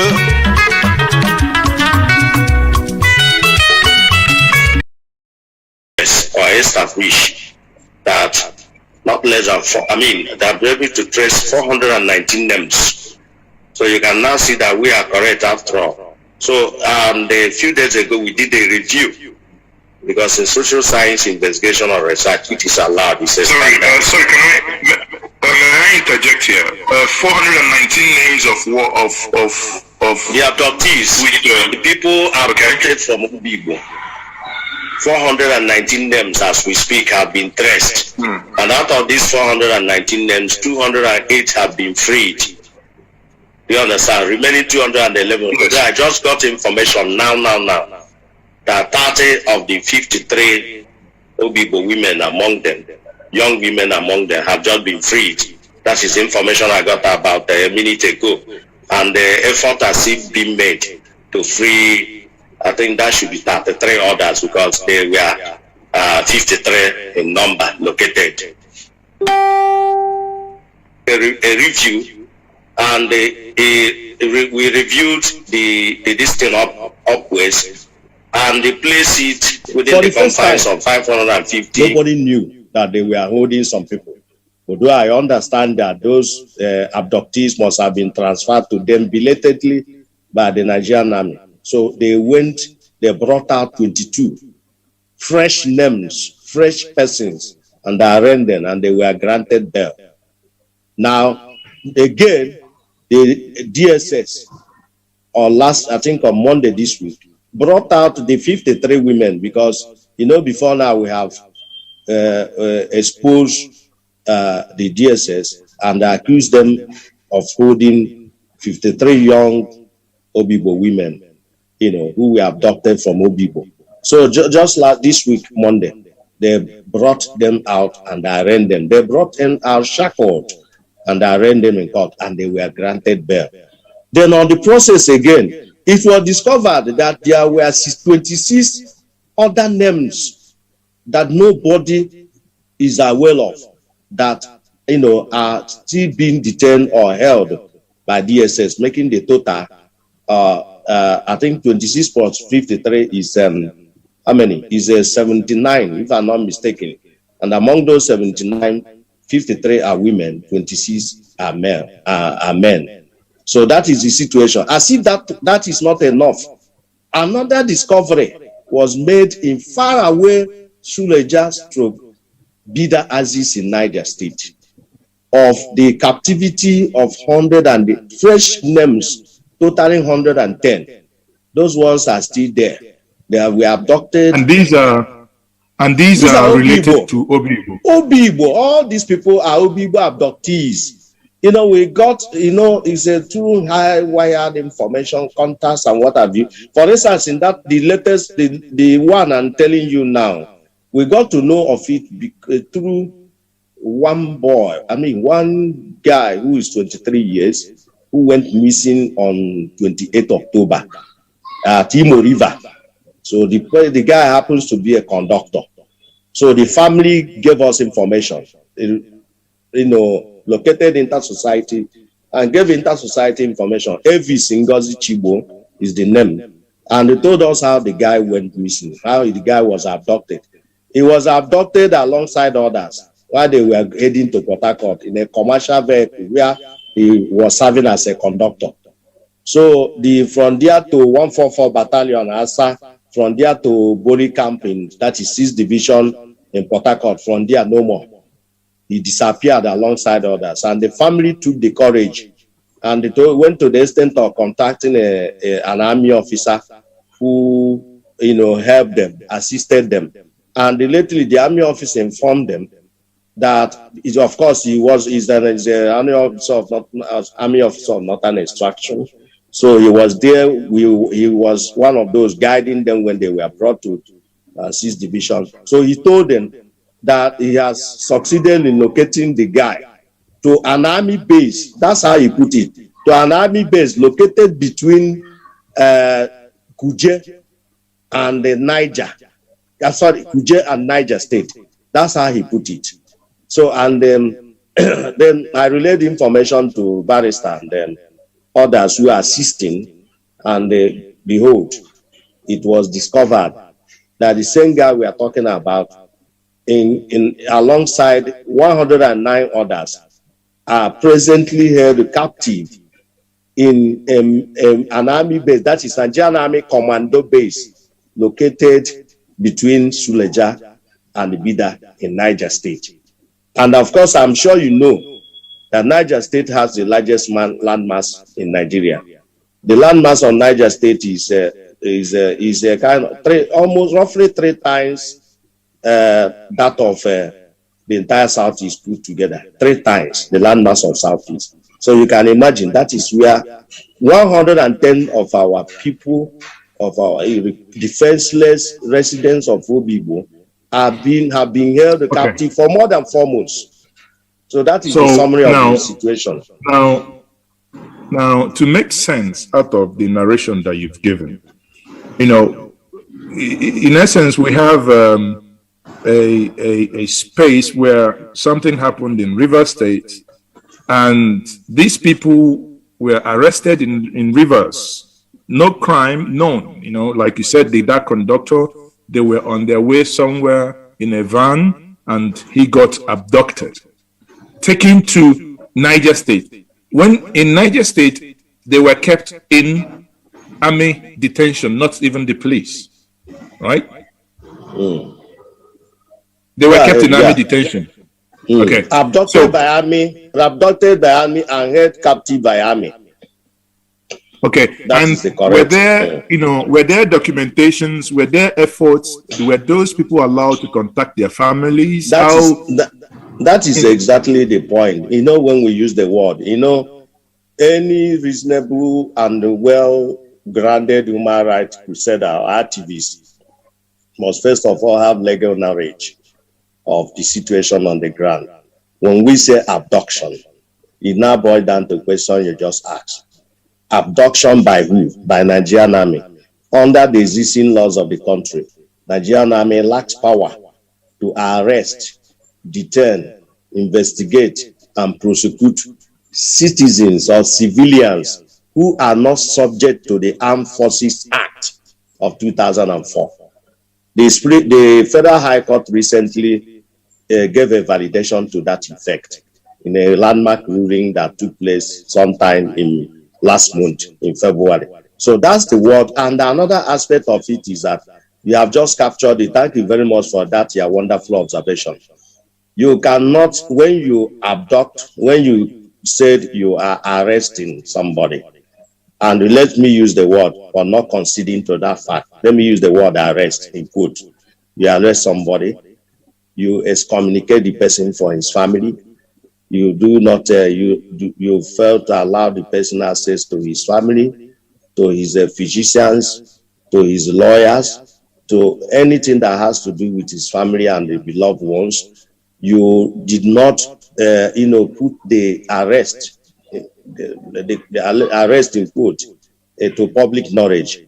Nowhere was that a so-called arrest reported or recorded officially, or through a public statement, or through official record of Nigerian Army. So, and again, you move the persons you arrested in the dead of the night. You transfer them to you start moving them from one military barrack to another. For instance, when they were abducted, they were first taken to 6th Division at night. From there, they moved them to Obinze the same night. The next day, they saw themselves at Obibo in Owerri. Then they kept them there. In the night again, they start moving them with the same vehicle they were brought to Obinze. The next morning, they saw themselves at Mogadishu barracks in Abuja, and so on and so forth. So you find out that that kind of thing cannot be validly called arrest, even if it was conducted by the Nigerian Police Force or DSS, not to talk of when it was perpetrated by Nigerian Army. That is the position of the law. Well, I mean, listening to the things you just said, and I keep asking myself, since this incident, because Obibo, obviously this incident happened, or rather started October 2020. Since Inter-Society, which you are the board chairman, got involved in this, have you been able to extract any more information directly from the police or the Nigerian Army? Well, the information we have is that there is no need of wasting your time extracting information from an securitization agency of the government that is not directly responsible for the incident or the atrocity conduct we are under complaint. We did a very thorough investigation on Obibo. The computation of that report is still ongoing by Inter-Society. By the way, the Obibo we are talking about, what happened at Obibo wasn't restricted to Obibo.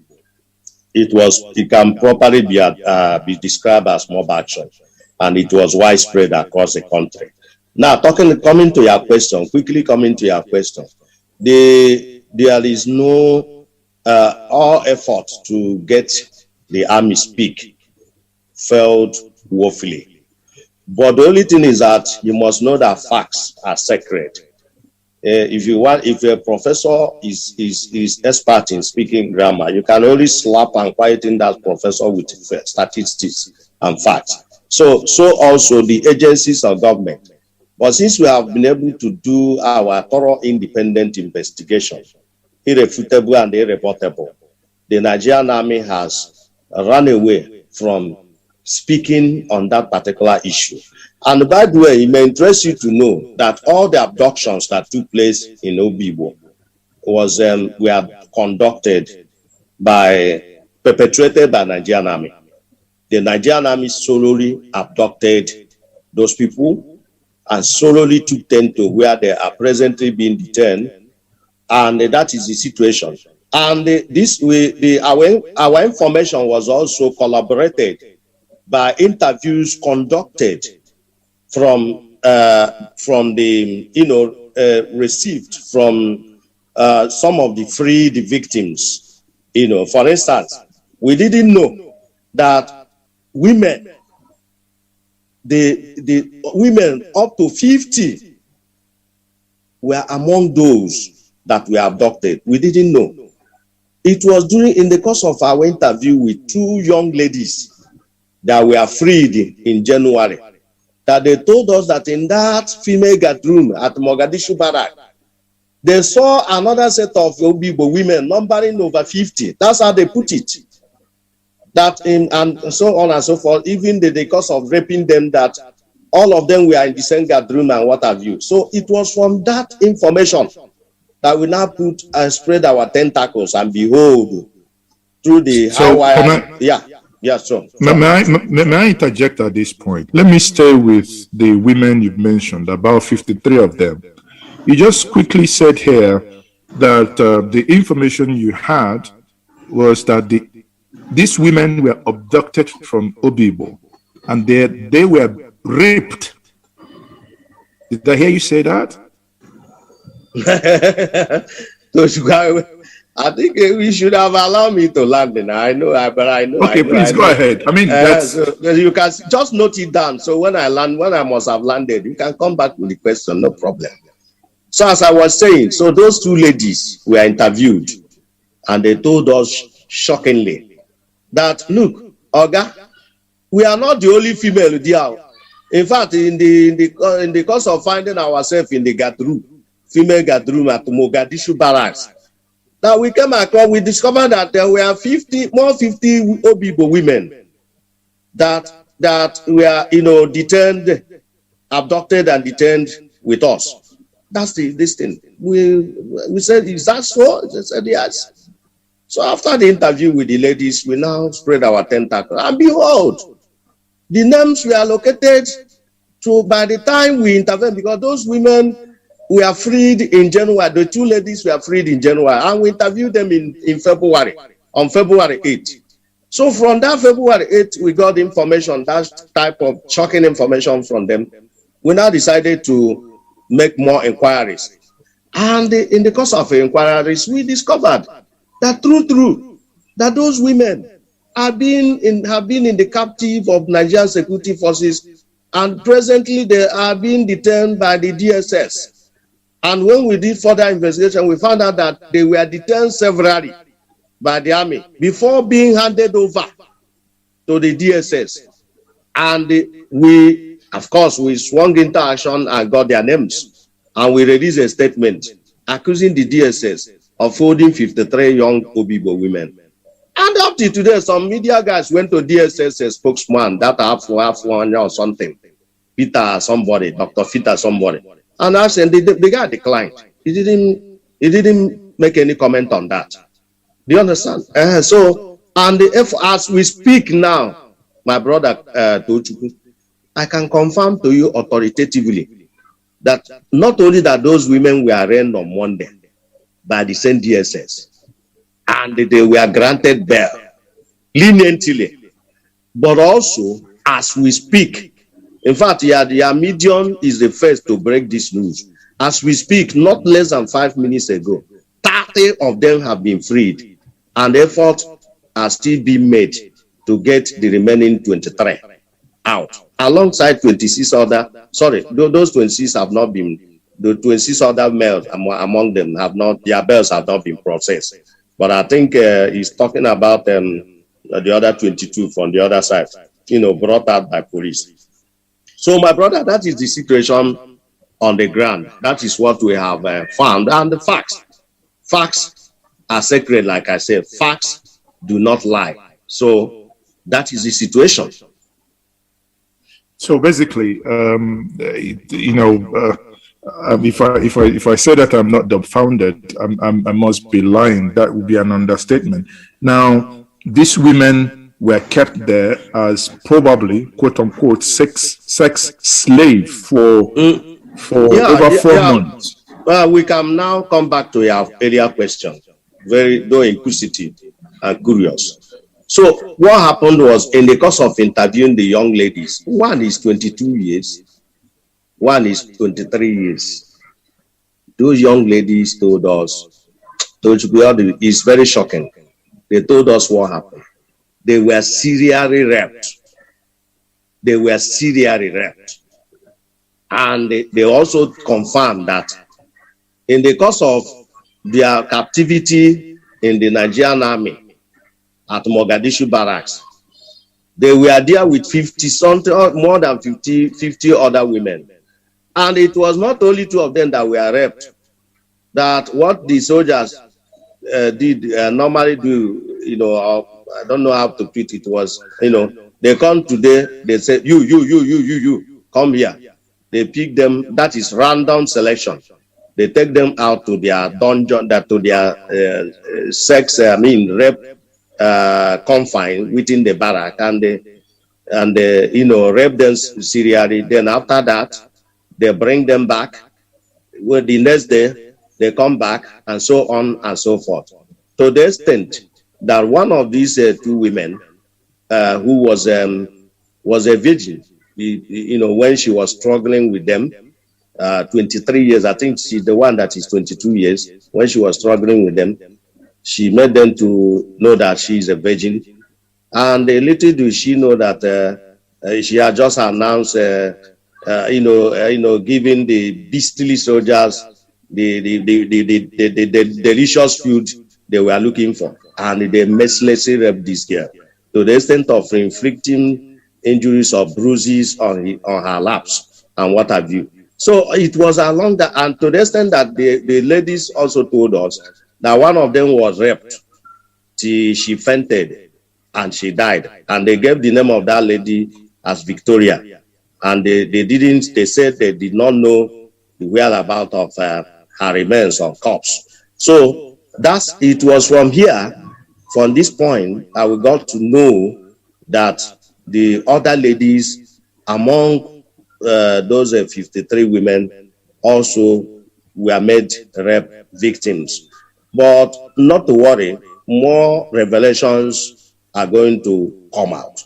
But we are just talking about those that we have interviewed and have them on record and on camera. And this, from your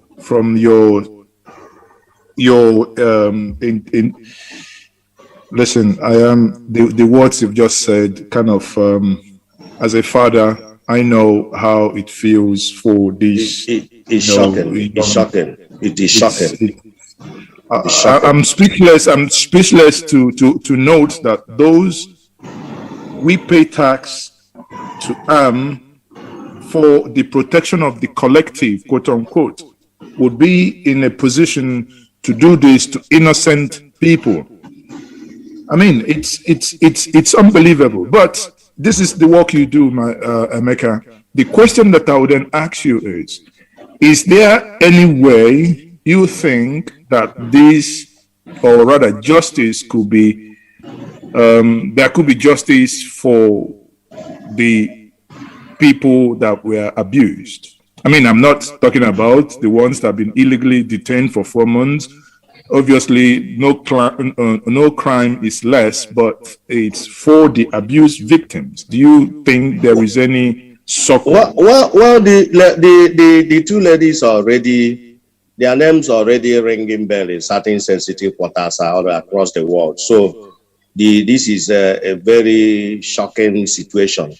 And I'm aware that those who are being freed are likely to be taken to certain sensitive quarters by, in coming days or something like that, for those responsible to see, to see what has happened to them. So, of course, there must be justice. And this is more so when crime is not status bar. Crime does not have a expiring date. But I think when something happens like this, in criminology and law, processes are bound. When something happened, for instance, I did not even remember to tell you that soldiers also acted as armed robbers in the course of abducting all the victims. Do you know that among those women, of course, you know, you have a mother, you have a wife, you have relatives that are females. You know how women think and run. Do you know that those 53 women, now 55, including 50, I think 57 now, because among those 22 persons that police belatedly arraigned on Friday last week, among them were 2 women, and they are yet to be freed because of the efforts to fulfill their bail condition. So one thing I didn't let you know is that there was soldiers, our dear soldiers of the Nigerian army also became armed robbers in the course of abducting them, because all their belongings, the phone, the sanitary pads inside the bag, you know, you don't go to the bag of a woman, you know that. But inside the bag of a woman, I'm sad, but I'm just laughing anyway. So, you know, a lot of things from what we asked them, from inside the 2 women we interviewed. What happened? How about your bags and what have they said? Everything. If they bought new underwears, all of them disappeared. ATM okay, but hold on. You know, now you are talking about this. Now, these women were abducted. Obviously, they were not charged. They didn't go. It wasn't arrested. It wasn't an arrest by the police. That meant it's an illegal arrest, meaning they had no prison cloth, meaning they kept the same cloth that they wore, and apparently and invariably the same underwear that they wore at the point of arrest. They just, I mean, that is exactly the point we are making. You abducted somebody, you took away all his or her belongings. If the person abducted was a woman, you took away her bag, and inside her bag, both ATM card, the national ID card, money. If the lady was a sales girl, you took away money that cash sum that were realized from daily sales, and so on and so forth. Her sanitary pads, her bra, if she, you know, decided to have space and what have you, the cash, the everything, ATM, phone, SIM card, loaded the credit, the data, this, that, and what have you. All those things were taken away from them, and we were made subjected to wear, like you said, one set of underwears for a period of 4 months. Nothing. Their families were not aware. Nobody was allowed to access them, and so on and so forth. Only God knows. So the soldiers acted as armed robbers, because do you know why we say that? We have been able to release 208 of them, excluding the 30 that have just been announced freed. We have been able to release 208 of them. So on the screen here, you will have some of them in court. You know, were these among these people that we can see? Yeah. No, yes, these are the 63 people that were released before this one, before the ongoing process. Do you understand? Okay. So look at these guys now. Those guys you see there, all those clothes you see them wearing were bought newly. All the sandals or what have you see them wearing were bought newly. Every damn thing. The bedroom slippers and the they cannot wear one bedroom slippers for 4 months. So maybe because of the cost and this. So that's the thing. Everything they wear there was got. Do you know that at a point in the course of releasing about freeing about 7 of them, you know, abandoned at a DSS abandoned facility back in January. The DSS refused, insisted that they must be cleaned up before they can release them.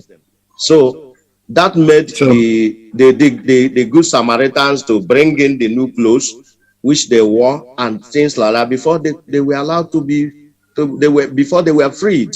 So my submission is that the soldiers of Nigerian army became armed robbers too. They also robbed them because all the people that were freed, none of them recovered a dime. None of them recovered a single item that he or she was with in the during the time of his or her abduction.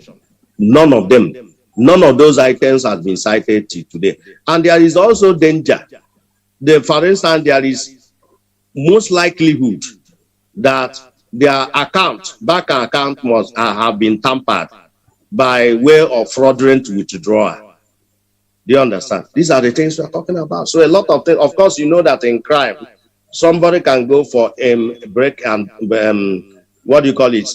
Burglary, and along the line commit another set of offense like armed robbery, like stealing, and so on and so forth, like aggravated assault, like property damage. Whereas originally he was accused of burglary. So that is exactly the same. So there is a litany of crimes, and those crimes are heinous. But that is the situation. It's not the issue of saying people were abducted and held for 4 months.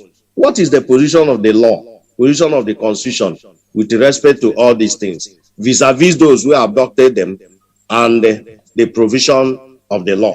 It's also another aspect of what we are talking about, because we cannot pretend to be, if we hold this program and get me and participated in this program, and in the end there is no citation of what the law says, then it will look as if that Nigeria is a jungle. Nigeria is a lawless society where anybody can do anything and get away with it. So thank you very much. So through your effort and the effort of Inter-Society, over 500 of these young men and women been discovered. Now we are only talking about the ones that are lucky to be alive. If my memory serves me right, I recall that you once made a publication as to the ones that weren't so lucky to be alive. Can you walk us through that? You know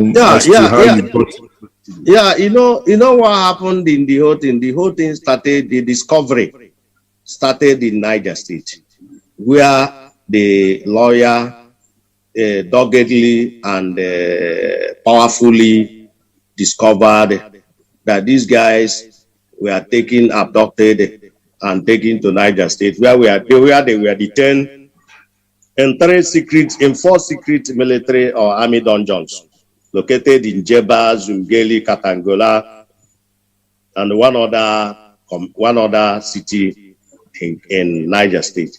So when 52 of them that were discovered were freed through judicial process by High Court of Niger State, by Magistrate Court of Niger State, and by Federal High Court of Niger State, then we interviewed some of them, and we found out that about 3 of them died in custody.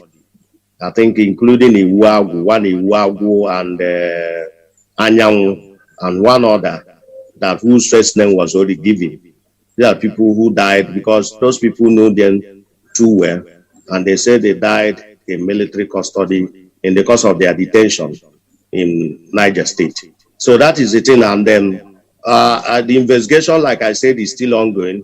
So in the course of further investigation, we are going to find out whether some people other people who, if any, were tortured to death in the course of being held captive in the military and Nigerian army dungeons, secret dungeons located in different parts of northern Nigeria.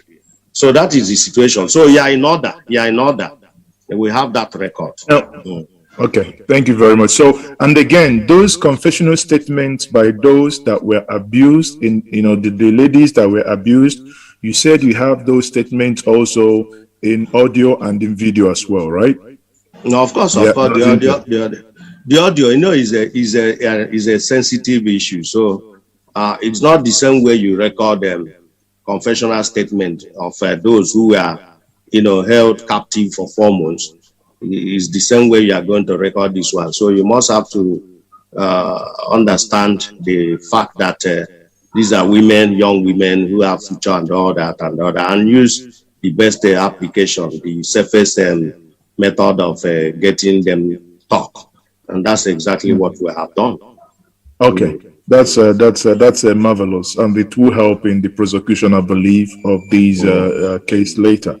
Now, before I get the public who have joined us here to chip in with one or two questions, I would want to know, what is your view and what role do you think that the governor of Rivers State played in all this? Because obviously you started by saying that when we had the NSAS was a nationwide issue. So from your engagement with what has happened in Obibo, question therefrom is, what happened in Rivers State that made it a different kettle of fish? Well, the governor in question, who says he's a lawyer, is complicit. Is inescapably complicit. And most of our researches and investigations and publications are guided by law. And to that effect, the law has a provision to assess some of these things. For instance, the governor is vicariously liable. He's vicariously liable. He made a declaration, he imposed coffee, he gave a criminological theory that was later found to be half-baked or untruth. He said he had intelligence that those who killed. So meanwhile, the same governor didn't see anything wrong in killing of civilians. Dozens of civilians were killed at that particular point in time. But the governor was too particular about the safety of uniformed personnel and all that, that is police and army. So the governor said he had intelligence that those people who killed soldiers and policemen, for either 6 soldiers or policemen or thereabout, were members of IPOB or IPOB terrorists, as he put it. He said he had intelligence. Now, on account of the so-called intelligence, he imposed coffee and he invited the army.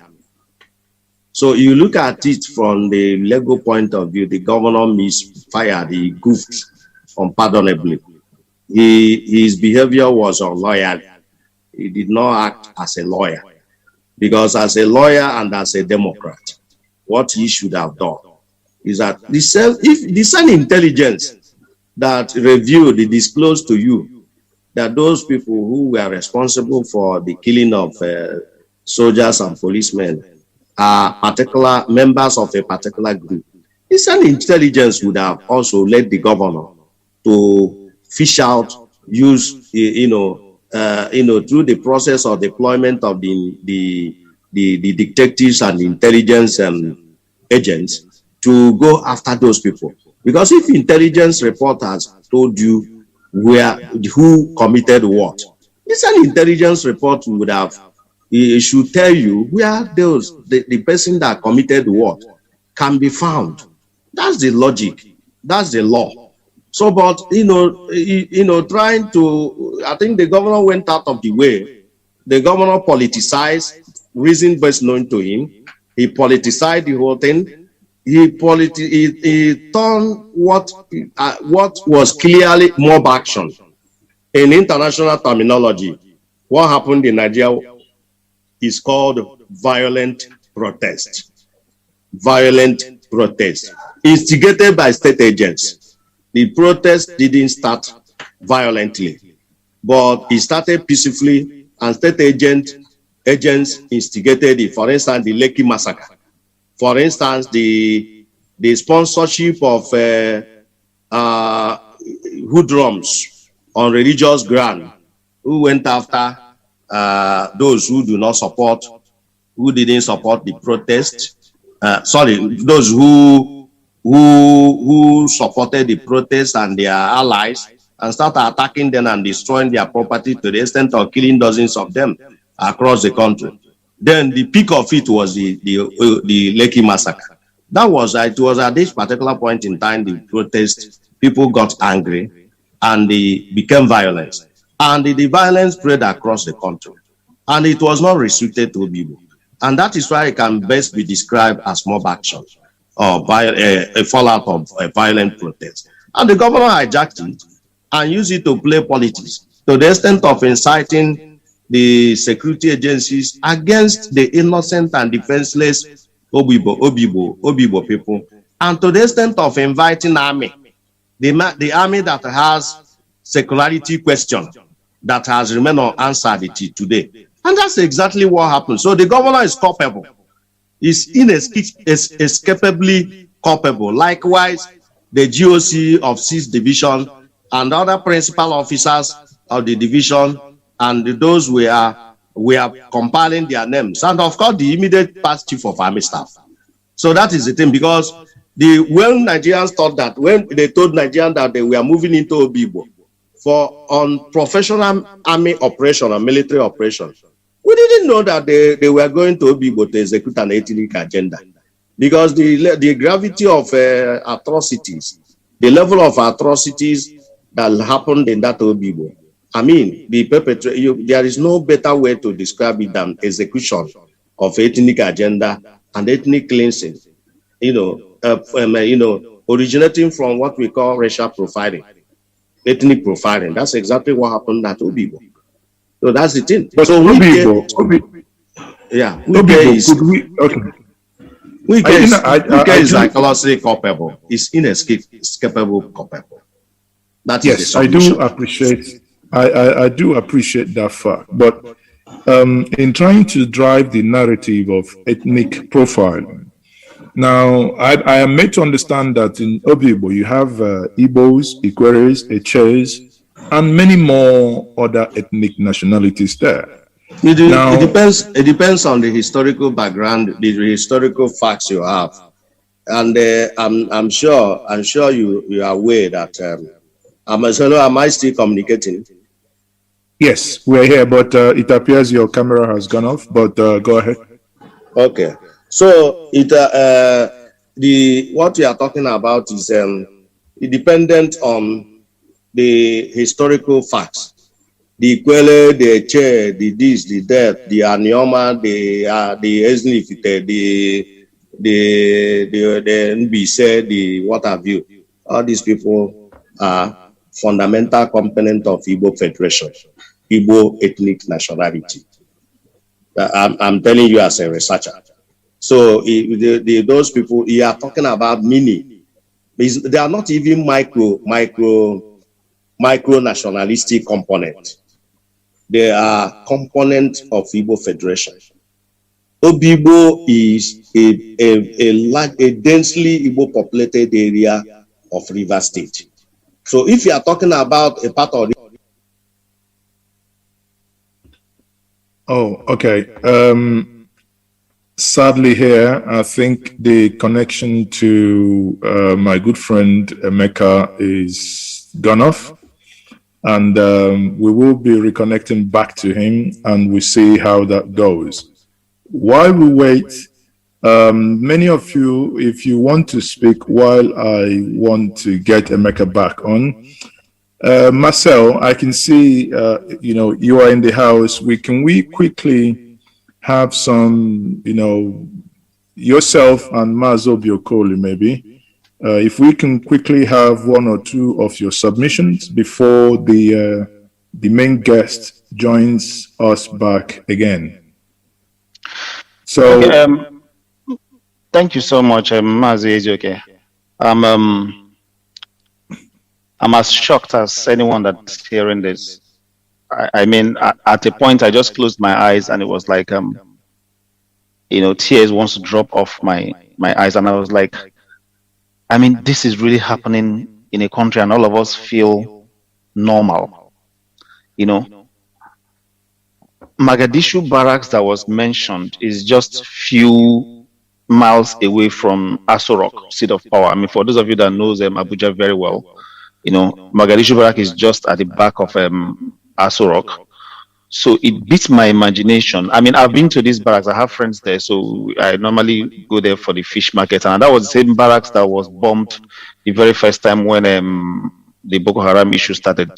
Now, the fish market used to be outside the barracks when it was bombed, and then after that incident, they moved it into the barracks. So it's a place I go regularly. So to think that the place I go to meet my friends and to hang out with my friends for fish and drink is the same place where over 50 of Nigerian women, young ladies, 23 virgins, could be held captive and then raped consistently for 4 months. It's crazy.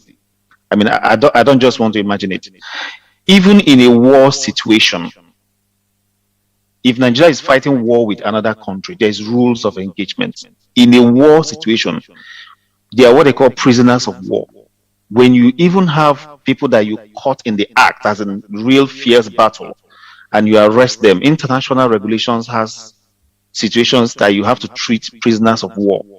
Now, this is not a war situation. This is a national army to its citizens. Again, we need to put this to perspective, because when people keep saying Obibo residents, I don't want to call them Obibo residents. I call them Nigerians. And that is the narration that has to go out, because some people will feel very, very unconcerned. You know, 50 women moved from a particular location overnight to another location in the capital city. It looks as if most atrocities that's actually happening in Nigeria is actually happening behind the president's backyard, and nothing is happening. We know what happened during the NSAS protest, where people came out on the street of Abuja with weapons and government SUV vehicles unmarked and started ordering thugs around. So it looks as if most of the atrocities happening in Nigeria actually happens just behind the presidential system. One of the questions I might want to ask him when he comes back is that those one that was known. Okay, hold on. Okay.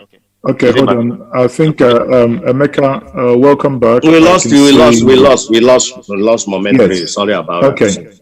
Okay, thank you. That's fine. Can you go ahead with your presentation that you? Yeah. Okay. Me. Okay. Yeah. Is it me or him? No, you, because you're being you're the speaker. Okay. So I was making reference to law. I say section 35(4) is very clear. Section 35(4) talks about the duration within which a citizen of Federal Republic of Nigeria validly or invalidly accused of committing the highest crime in the land can be held before being taken to court for purpose of investigation. And it's very clear. And this particular section is in gross breach under the in the instant case. Then if you also look at section 36(4)(5) of the same constitution, within the one that talks about right to fair hearing. So you also find out that it was also in gross breach in the present, in the case, in the instant case. So there is no, and again, you look at the, let me use the word in quote, arresting authority. How does the law, do they have a position in the law? The people, the agency of government that perpetrated that act, was it legal? Is it allowed to do that? My answer is that it has no, the Nigerian army has no question, it has no basis. The Nigerian army acted abominably and atrociously. It has no constitutional backing. It has no legal backing. Like I said, army is disempowered to arrest, detain, investigate, prosecute civilians or citizens that are not subject to the Armed Forces Act of 2004. That is to say, army was created to manage its own business. That is why you now see you have this court-martial thing. Army cannot court-martial civilians. Army can only court-martial members of Nigerian armed forces, bound or guided by the Armed Forces Act of 2004. So everything that the army did, that is why when we started exposing them, what they did was to start transferring those people, to start to transfer those people, their those in their captivity hurriedly to DSS and other facilities, just to escape. But then it was already too late. As we speak now, the Nigerian army is still holding 110 of our innocent and defenseless brothers in far away Niger State, in Bida, for over 4 months. They are still there as we speak. So there is no basis.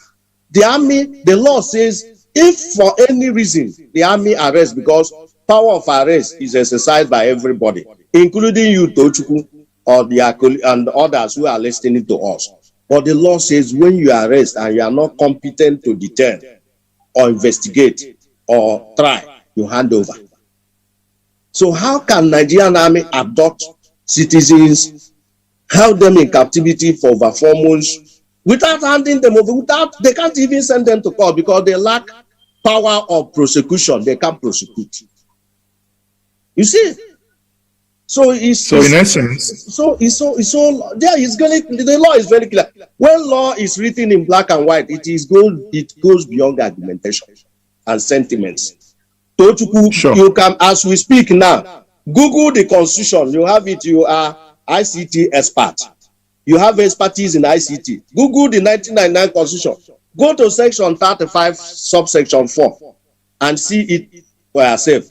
Go to section 36, 5, sub 5, and see it for yourself. Go to section 42, freedom from discrimination, and see it there. Go to section 33, right to life, you see it there. Dignity of human person, 34, and see it there. Personal liberty, 35, and see it there. And so on and so forth. Does the Constitution mean anything But that is the law. No. But if at the end of the day, if at the end of the day you take them to court, the judge will be first with looking at the Constitution. That is the grand norm. We are not anarchical country. We are not a lawless country. The Constitution is there, is the law for now. So, and it is our responsibility, me and you, to point these things out. Never mind that sometimes when people do the analysis, they do them outside the facts and law. You must have to anchor whatever you are submitting within the confines of law and facts. These are the two things. Okay, thank you very much. So before I let others come in and ask questions, can we quickly, obviously these things has happened. I'm aware that these crimes are very, very serious crimes that should be looked into beyond even the nation called Nigeria. Therefore, the question is, does INSA Society have any plans to approach other international organizations to seek for justice and redress? Of course, the answer is yes, and but it's not only restricted to inter-society. You know, one thing with data mining is that when you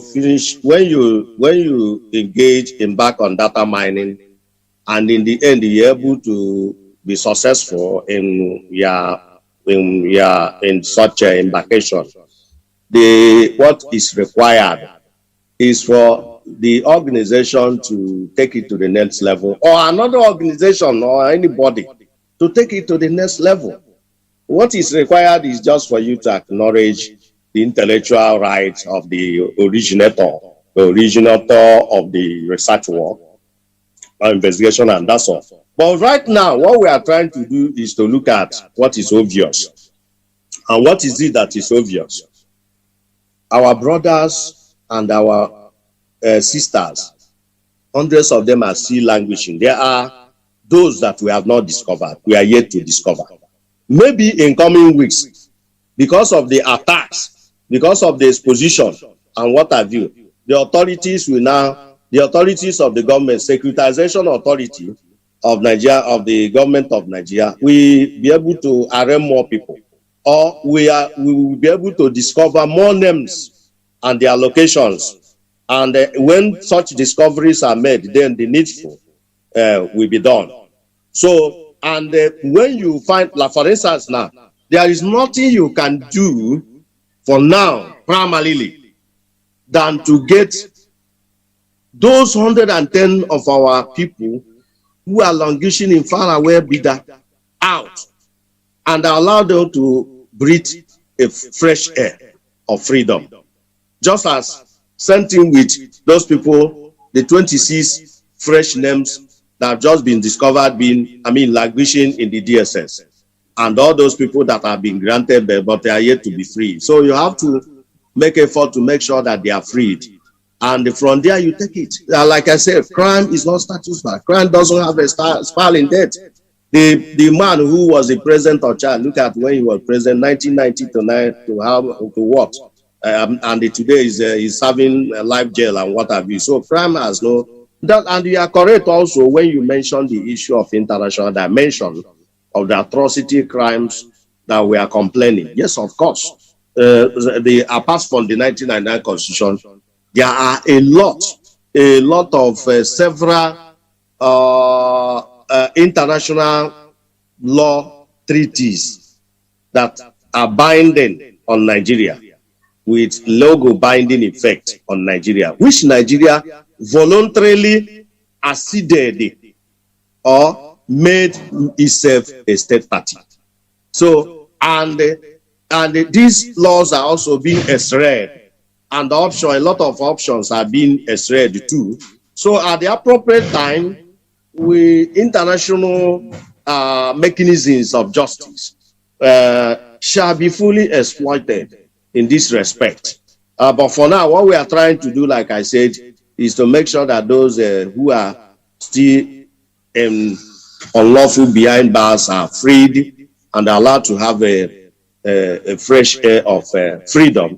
Then we take it from there. But like I said, other organizations can as well do, other organization can do. Any other person can take it to the next stage.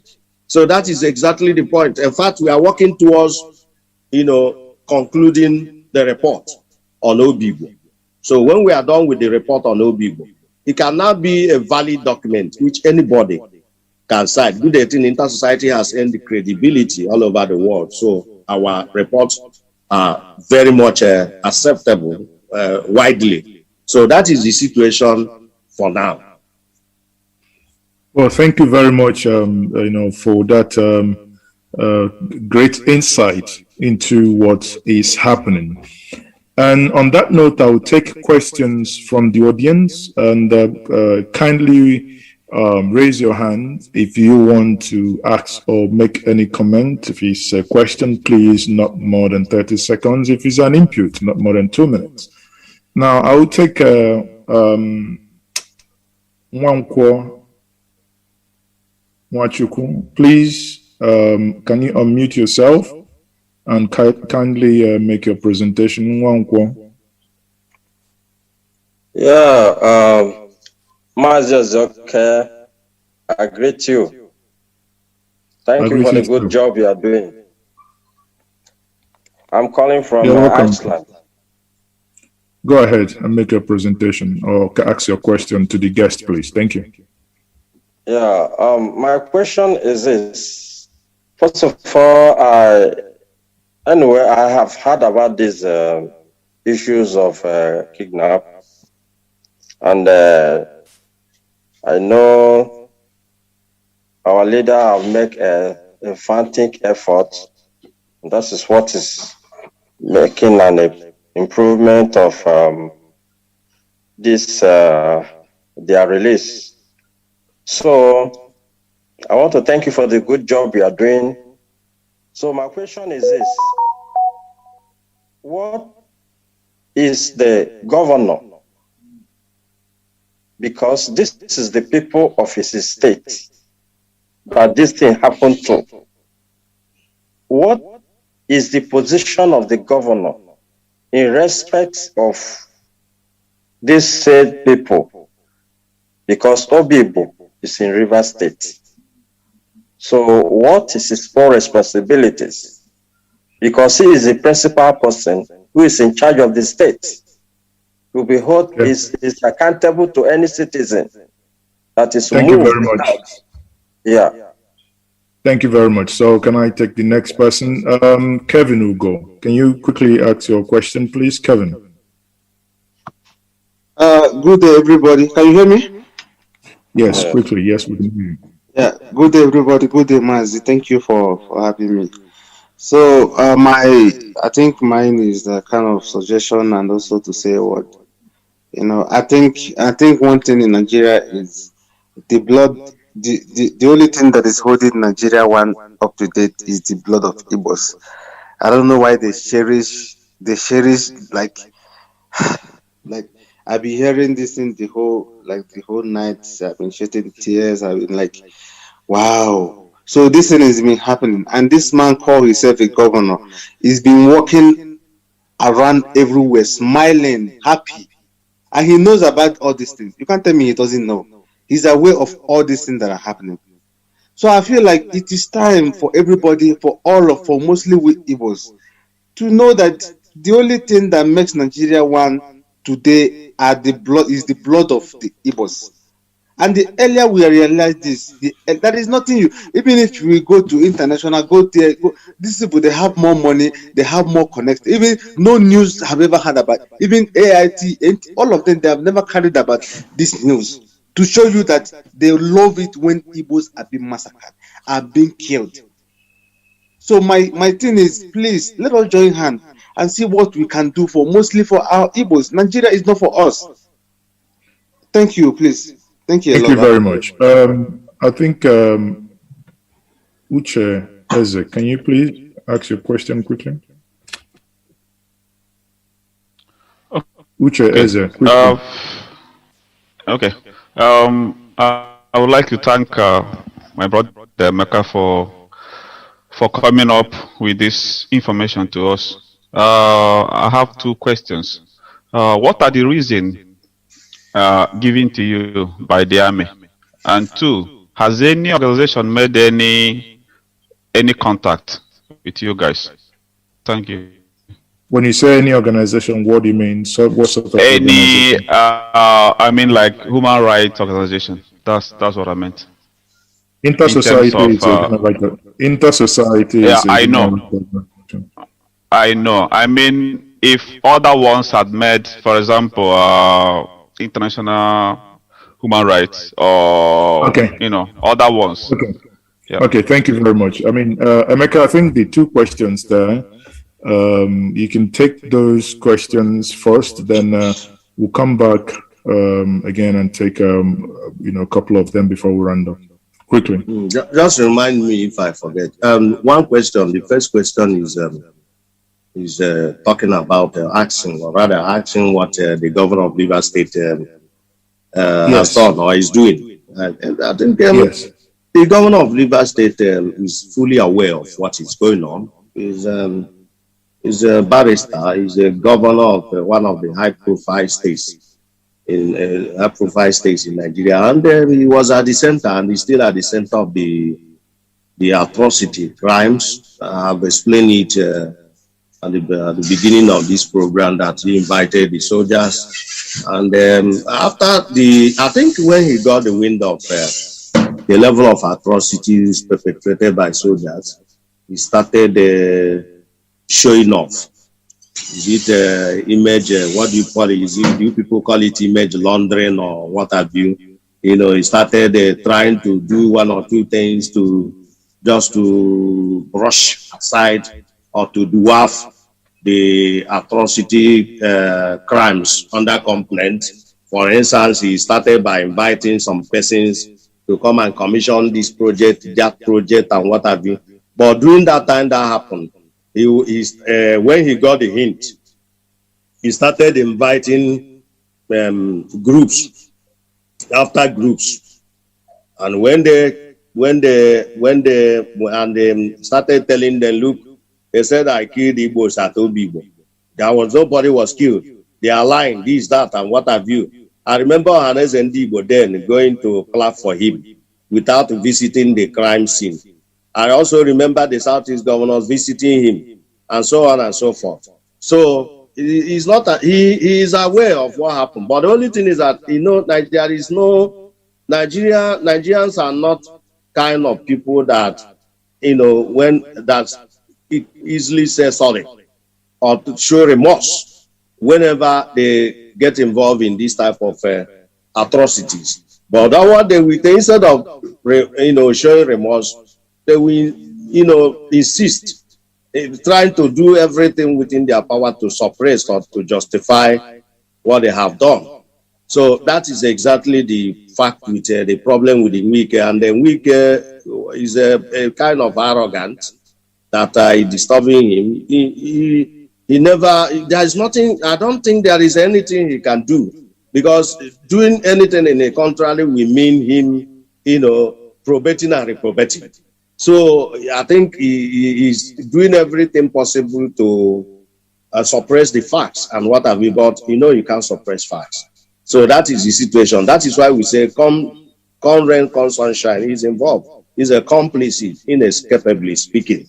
The second question is talking about what our organization, whether we have been contacted with respect to this by any other organization. Of course, well, we are not bothered about waiting for anybody to contact us.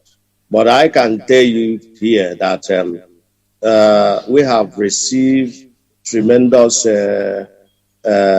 solidarity as far as this matter is concerned, from people and the groups that are sane and that are humanist in nature. And I don't want to go into the workings of some organizations. Some organizations prefer to inherit a phenomenon exclusively, and whenever there is this thing, so they don't. So, but I know that a lot of people recently we came up with a coalition, an international coalition that which Tochukwu's Zoke's group is part of them, and they spoke thunderously and internationally on the same issue. And the thing is ongoing. It's not ending tomorrow. Crime does not end. Does not happen and end same day it happened or it was perpetrated. So it's something that requires consistency and what have you. So we're on it, and as weeks or months come and go, people we continue to understand the dimension the matter is taking. It has happened, and it has happened, and this is more so when the lawyers and criminologists will always tell you that when a crime is committed and it is not properly documented, investigated and documented, then no crime has been committed, and you have technically set free the perpetrators. But when it is committed and it is properly investigated and documented, then we have then a crime has not only been committed, but the perpetrators have been marked and given a kind of a dent for the rest of their life, because they will never know peace for the rest of their life, because it is already databased. Thank you so much. Am I forgetting any other question, please? No. I think those are clearly the two questions. But let me bring in Mazi Obiokul. Ojoli Bozi, you're welcome here. So can I have your contribution or your question to Emeka? Chief Eze, thank you so much for this opportunity. Emeka, I greet you with the sincere greetings of peace. And I'm seeing you for the first time. Well done. We have been talking for quite some time. Chief Eze, the honest truth here is that ever since I became a human rights activist from civil liberties organization, the conduct of the Nigerian army has remained consistent without change. And the honest truth is that there has not been so many organizations like Inter-Society who has challenged them to do right in accordance with the Constitution of the Federal Republic of Nigeria. And secondly, the apathy and the attitude of our people in the eastern part of Nigeria specifically has always been that of disdain, because we do not pay any attention to our citizens. You saw what happened in Ibadan, and about 4 governors went down to Ibadan to discuss when there was a conflict between the Yorubas and the Hausas. But in our own case, you were a witness to what happened with Modo going to River State and our governors. Nobody cared to go to Obibo. I was consistently highlighting this fact that we already judged our people, found them guilty, and left them to die. Now, the rape of these women and the other 109 still left in Bida, it aroused so much pain in our hearts. And when we got in touch with Inter-Society, the question we wanted to ask them first was, how are you guys coping, and do you need help? And we only found out that they did not even have enough money to prosecute these things. And we sent out letters to a lot of Igbo organizations in diaspora, and regrettably, only one of the organizations responded. The rest of them up to today felt it did not concern them. And some of these organizations, painfully, are even run by women who know that virgins from Igbo land, which is what in Igbo society happened, and Alo Melo. And these women did not show any empathy nor concern, even to call Inter-Society to ask questions and understand the pain and the whole process of what Inter-Society is going through to get these women freed. And up till as we speak now, the Igbo society is doing nothing. Njenje Media can only do what it can do. You're doing your best as a human being. But again, Igbo people need to invest in media, and the Igbo people need to begin to tell their stories. I've heard a lot of our people complain about the Yoruba media, not AIT and the rest. They cannot tell your story. Our stories need to be told by us. Njenje is doing so much for our people, for Nigerians and everybody. You're giving people the platform to air their voices. But in terms of human rights, Nigerian human rights has never improved. Rather, it has deteriorated under this regime. I remember as student union leaders, we were picked in Port Harcourt, and before we knew what was happening, that was in 1987, we ended up in Meduguri prison, and that is the worst prison then that you can be dropped in. They left us there for 3 months, and one morning they just opened the door and said, hey, Malamobi, Ayakwongwo, just go, nothing, no money, nothing, and we had to go to the Igbo traders in Meduguri. They contributed money and gave to us that we went back to the University of Jos. So this attitude of inhuman treatment of Igbos and a lot of Nigerians have been consistent. It is only now that a lot of organizations as Inter-Society is beginning to call them into question, and we need to do a lot to bring the European Union, the International Court of Justice, and other human rights citizens go and other human rights organizations to the know and understanding of what is really happening in Nigeria. As we speak, Nigeria is going into abyss. There is no law, there is no order anymore.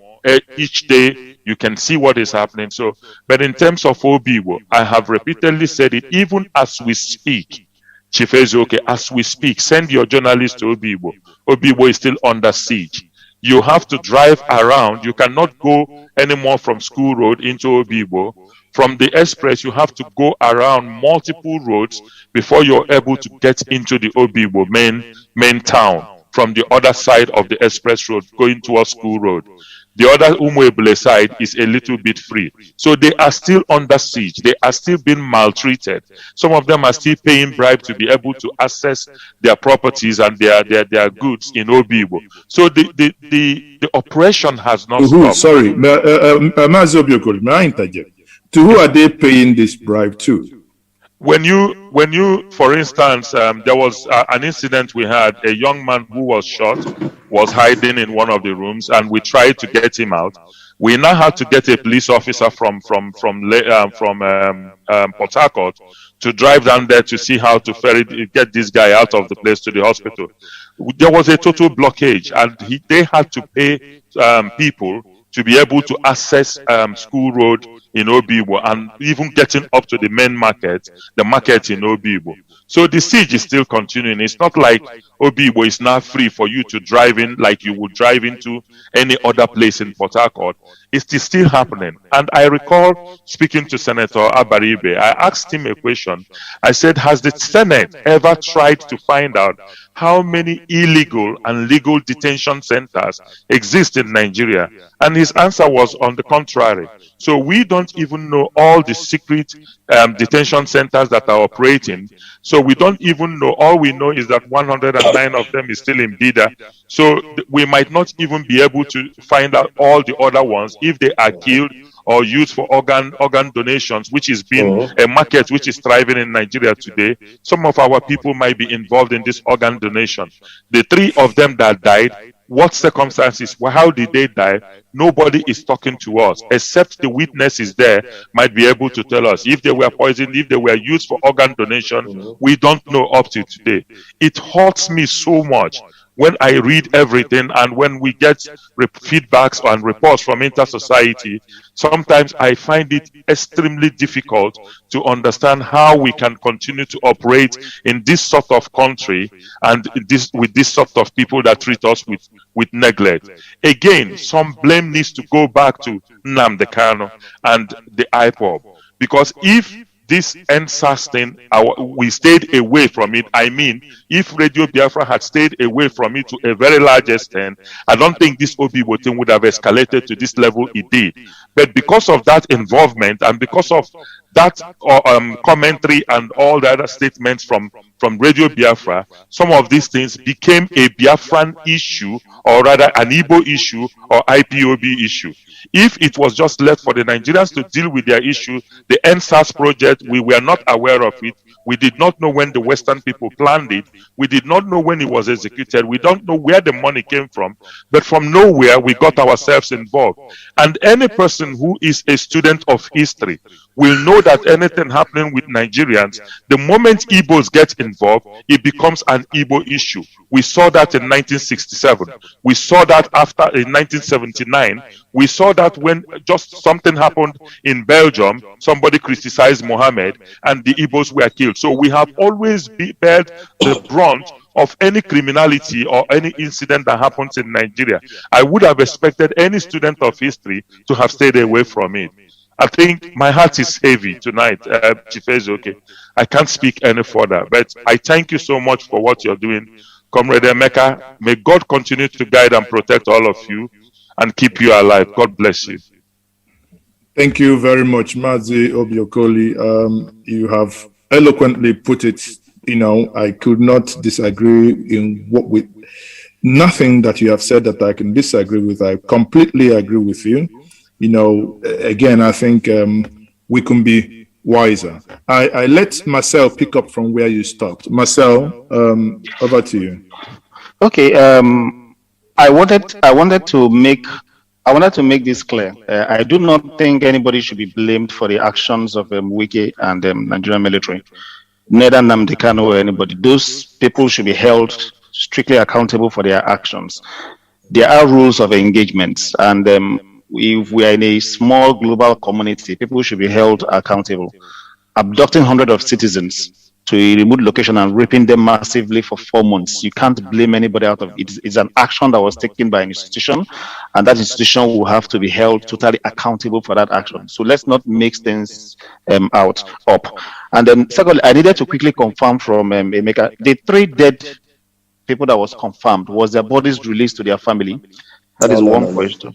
Their bodies were not released to their family up to now?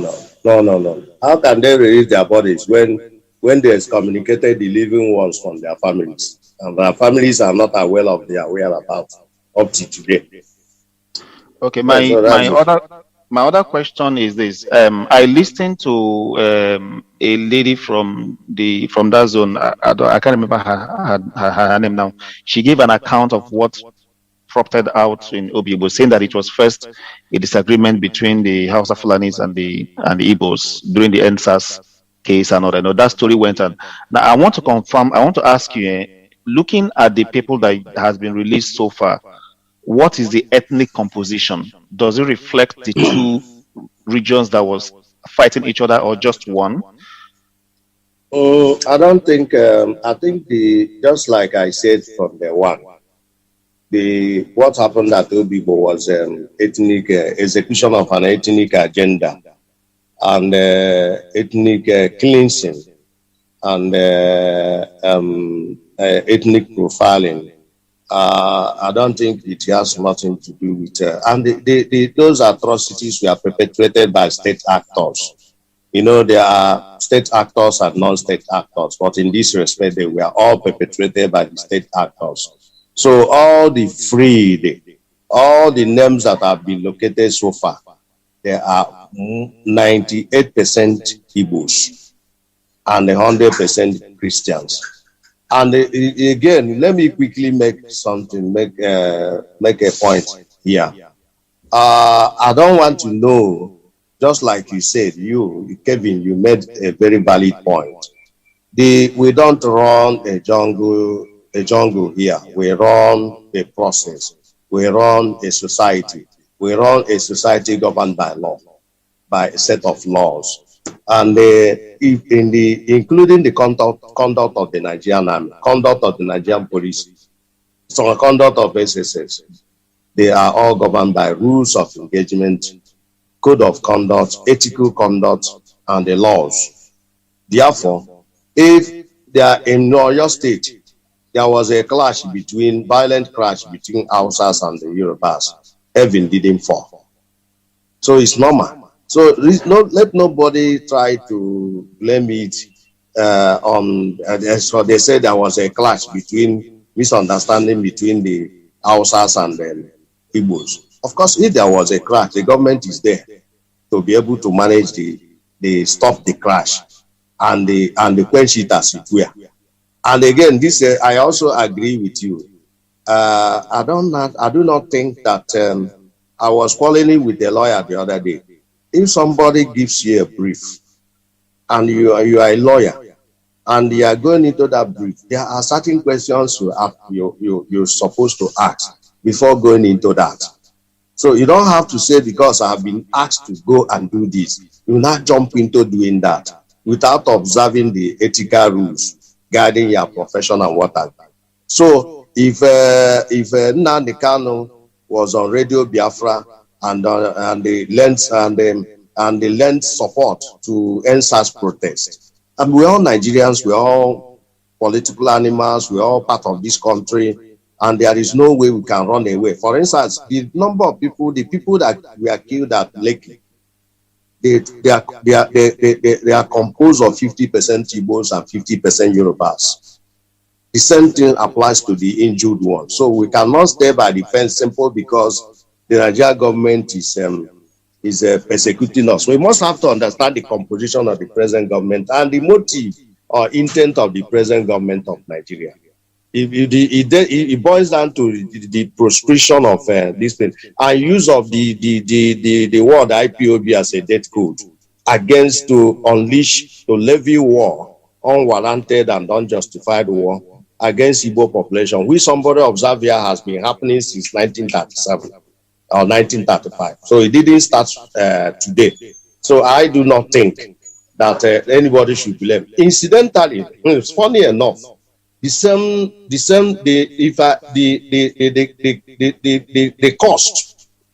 cost of bringing out these people, from the information I gathered, is the same group we are talking about here.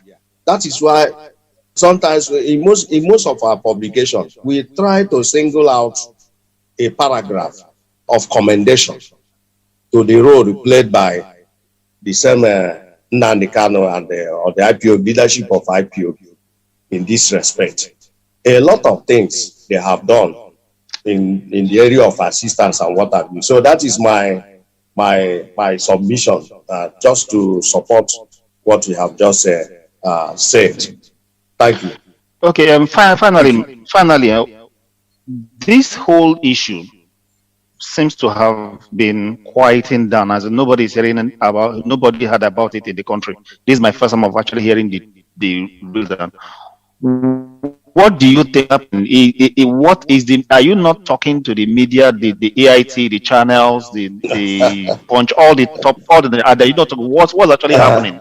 You know, when you want to do struggle in Nigeria, Tochku is aware of what I'm saying. Thank God for him who started this Gengen media. When he started it, I thought he was joking. But now I see that he is very, very determined.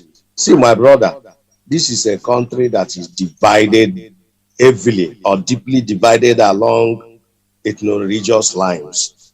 If you want to do human rights activism in Nigeria and you want to defend your people, you want to identify with your people, you must have to be ready to carry a cross, because there will be backbiting, there will be frustration, there will be isolation, there will be attacks, there will be a lot of gang-ups against you, because you are not sounding the language that you are supposed to sound for you to be able to have international linkages, contacts, connections, and what have you. Same thing applies to somebody going into media practice in Nigeria, or somebody engaging in media advocacy or social advocacy using the Nigerian media. So, I mean, the fact we summarize the whole thing into 3 types of violence being faced by Igbos in Nigeria. The cultural violence, that is includes the media blacklisting and what have you, by the mainstream media in Nigeria. Then the structural violence, that is exclusion and segregation and what have you. And of course, physical violence, the attacks and killing and the property destructions and things like that. These are the 3 types of violence that have been fundamentally instituted and waged against the Igbo population. So media you are talking about, a lot of water has passed under the bridge in Nigeria within the context of media industries or media practice. I mean, you can't imagine going to AIT. You can't force yourself to AIT except you are invited. You can't force yourself to channels except you are invited, and so on and a whole lot of interest, vested interest, even in the print media, a whole lot of interest. The immediate past, the chief of army staff was so heavily influential in the print media that whatever thing you write against Nigerian army and what I mean, you count it dead on arrival. But because of the waves we have made, sometimes we manage to get some of these things published in the Nigerian print media, like Vanguard, like Guardian, like Sun, and also small ones, and of course the online media like this one, Tochku is anchoring, and the others like News Express, Elomba, Voice, and what have you, and things like that. So that has been the situation. But to be frank with you, the Obi Woten has been going viral all over the media. Or maybe you are looking out to see it broadcast or aired by AIT channels and what have you. What is there's TVC and what have you. First of all, you ask yourself, who is behind TVC, who is behind AIT, who is behind channels TV and what have you, and the money involved and a lot of influence and things like that. So you can't just catapult yourself to AIT and start participating in a program, except where you are invited, or except where you have the capacity to have your way, to be able to do that. So, but then we are using what we have to get what we want, and then it is paying off. So it has been all over the media, even the Vanguard and what have you have been, this day. I mean, they have been following the stories and so on and so forth. And lately, a lot of people, couple of them are still coming to speak or to interview us or ask questions about the development of the incident. That is it. Thank you very much, my brother. And, I can't thank you enough for agreeing to come and speak to us. As you all know, on this platform, we are unconventional. Most times we do not speak on those things that the mainstream media do, as we have always had in private conversation. I no longer want for us to sit back and blame some people saying we are being blacklisted. If someone is blacklisting us, for Christ's sake, we have the tools. We unblacklist ourselves. Yes. Therefore, that's why we are here. We can decide to have this conversation as long as the internet permits. We can decide 3 hours, 4 hours, we pay ourselves. If we go to other platforms, I don't think we can even afford 15 minutes. But here, we can decide as much as we can, and we have to keep pushing out that narrative. I think one of them said here at the beginning, no one can tell our stories better than we do. And in doing that, we tell our story. This is firsthand. On that note, I must, if I take some comments from people watching on the social media handle, especially on YouTube and Facebook, and many of them are asking, how can they help in this legal action? Now, Emeka, I want to push it to you, if that is okay with you for Inter-Society. If people are saying, how can they help? When it comes to finance, I don't want to get involved because, that's a very an easier platform to blackmail people in our place. But Inter-Society is an organization that runs a legitimate bank account that engages in legitimate engagement in Nigeria. Therefore, I would say, if that sits all right with you as the chair board of director of Inter-Society, would you mind availing those that have been asking on how they can support the work you do in terms of getting we have, I think you said we have 23 women left. 30 just got freed about an hour ago. And we still have about 110 men in detention. So if we put all men together, I think we have about 133 people still in detention. Is that correct? Yeah, something like that. It used to be 211, then remove 30 from it. 211, yes. You remove 30 from it, it gives you 81. Okay. So, and that's, obviously there are some legal bills to pay. And incidentally, it appears, but I don't want you to go into details, but it appears from the work you and the lawyers are doing, the state is getting jittery. I saw a photo that was sent to the Njenje Media News desk that on the attempted murder of one of the lawyers that got these people out. Do you want to say one or two things about that without letting too much out? Yeah, sure. The lawyer was escape assassination. The lawyer escaped assassination because he was given information from the desk of Inter-Society. So he now acted on that information, and that led to discovery of 110 or 109 fresh names, including that one citizen, Ngozi Chibo Evis. And the lawyer used his tentacles to locate the particular location of the military, the army base. So he went to the army base to confirm the captivity of the 110 persons. They got there and confirmed it. It was on his way back to Abuja from that particular army base between Suleja and Bida. That not more than 20 minutes drive from the base, from the army commando base, it was double cross, and that was how he narrowly escaped being assassinated. So that one is a fact on the ground. And quickly about the issue of help. Yes, Jochuku, I agree with you. When it comes to issue of money, we know that it is one of the major challenges, major negative,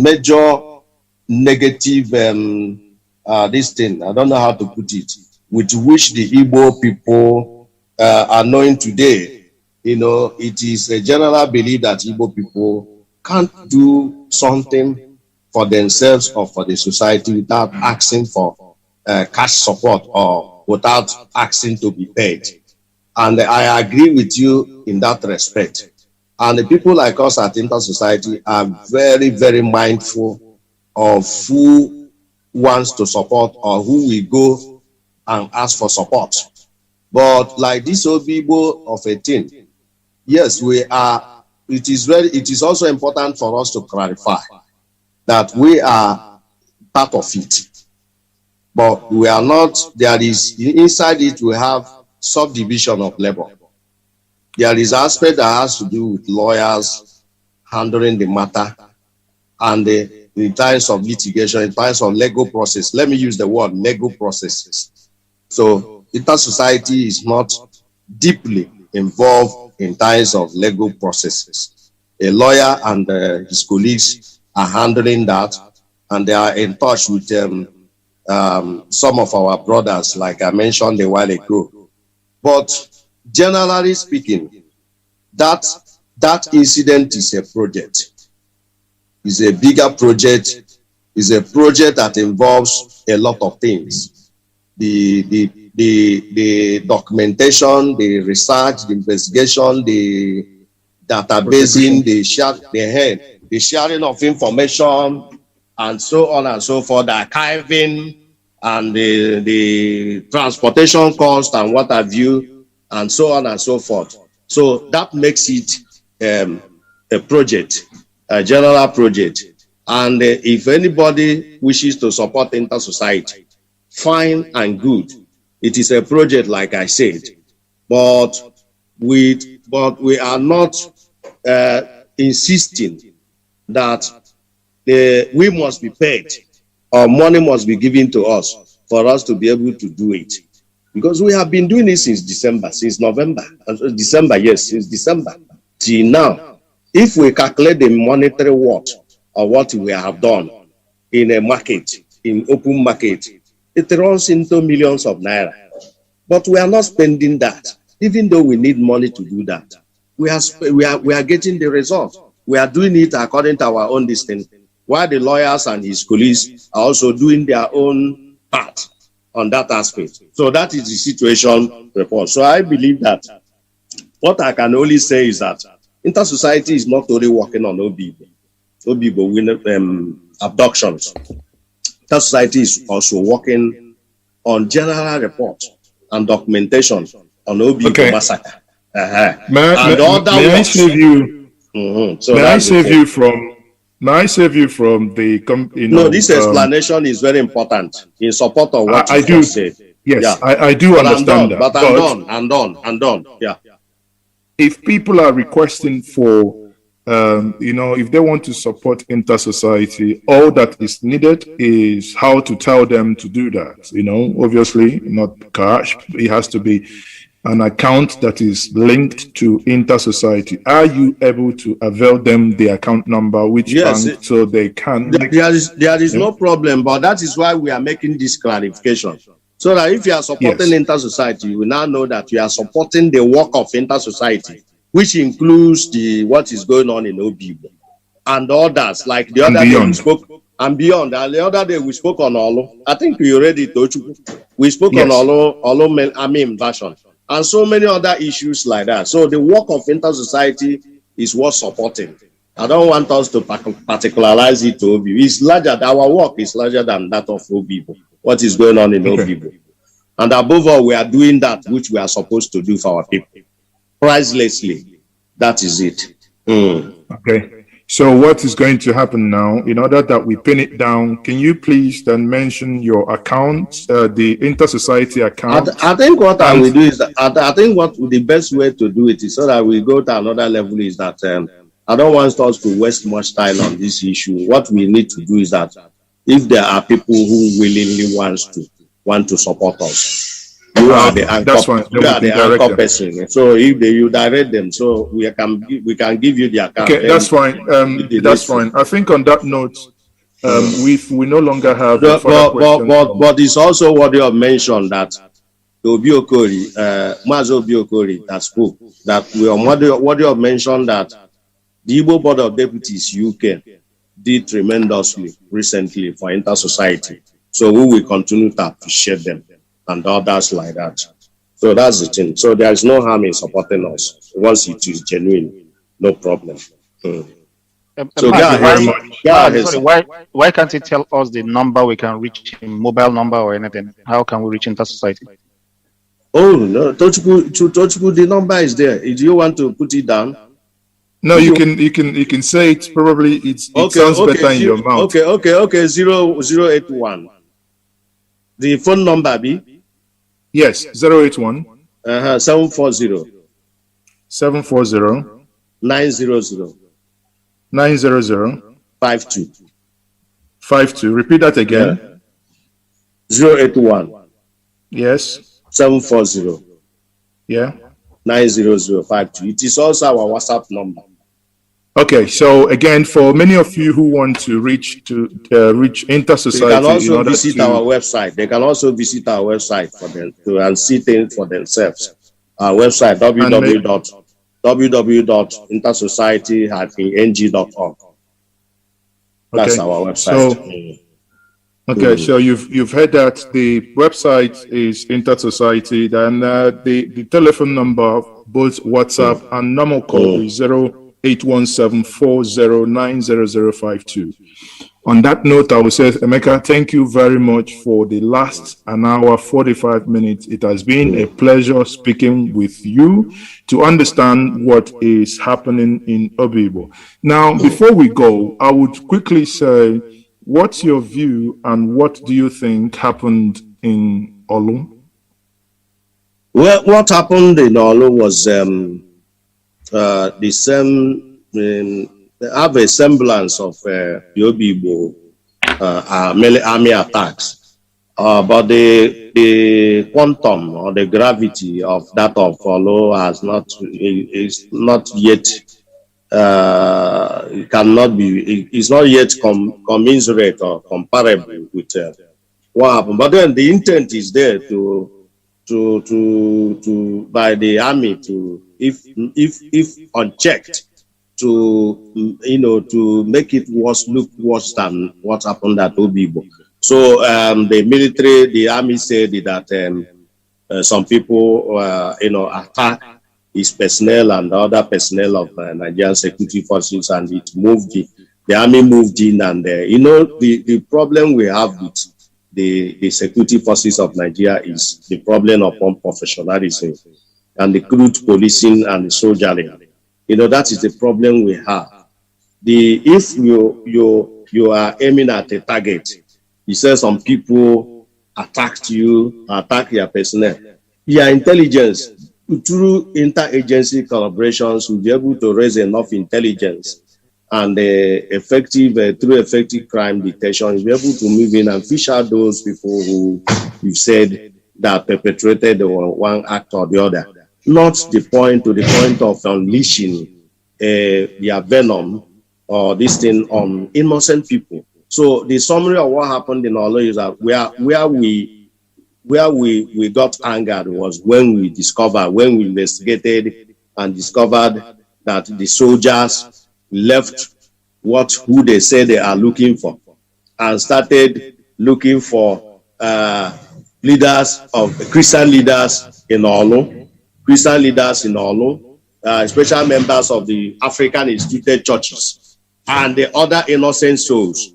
And in the end, they arrested over 20-something, if not 33 Christian leaders, including pastors and clerics, and some mentally challenged persons and other innocent citizens, and got them paraded as, in quote, the IPOB/ESN terrorists or operatives that are involved in murdering of soldiers in Olu.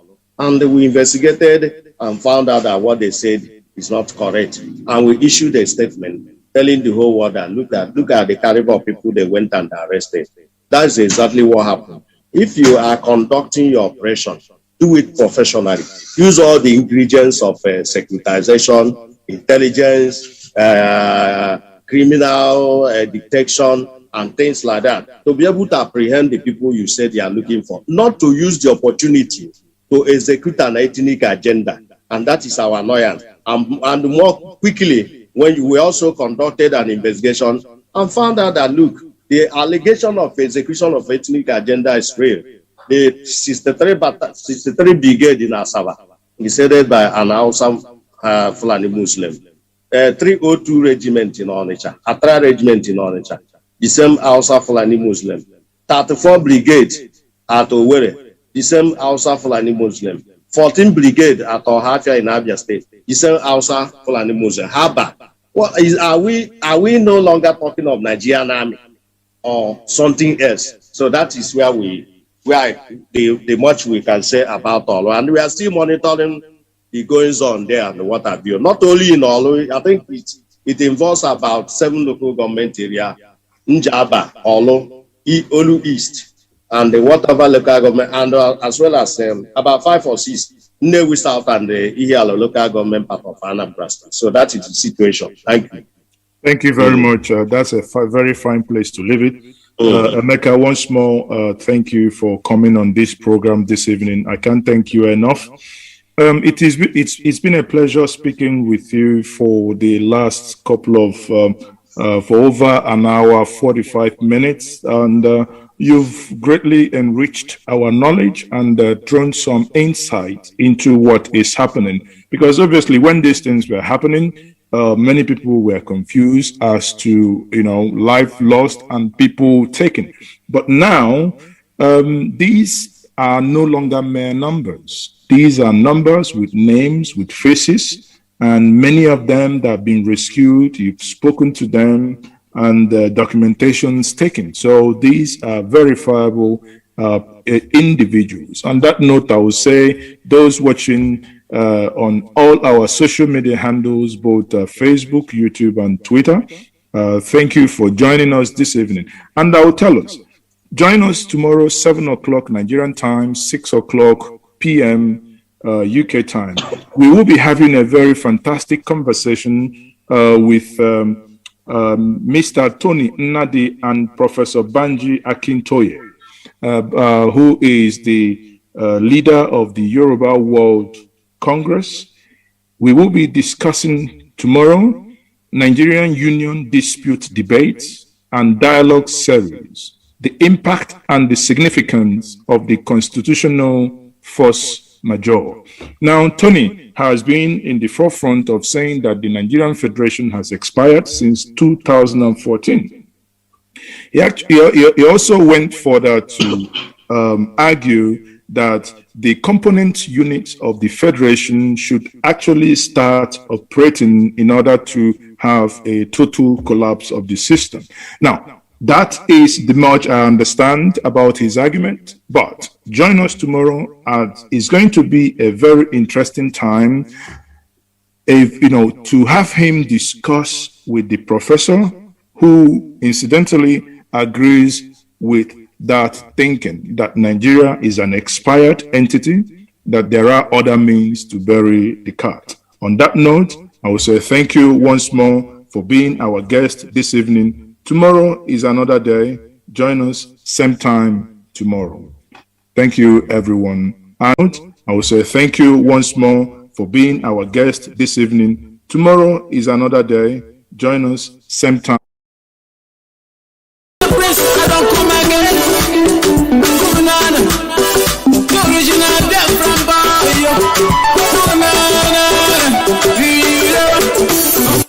This is our freedom time, and we are going to call it our birthright. And now I can't stop us. The Friday comes, anywhere we gonna show the blessings of the Lord, they follow us. Anywhere we gonna show the blessings of the Lord, they follow us. Go on, we never hear go here. Say that from come. We are the best. We are the best now. We are the party one. We are come to freedom time. Every day keep on praying to God. It's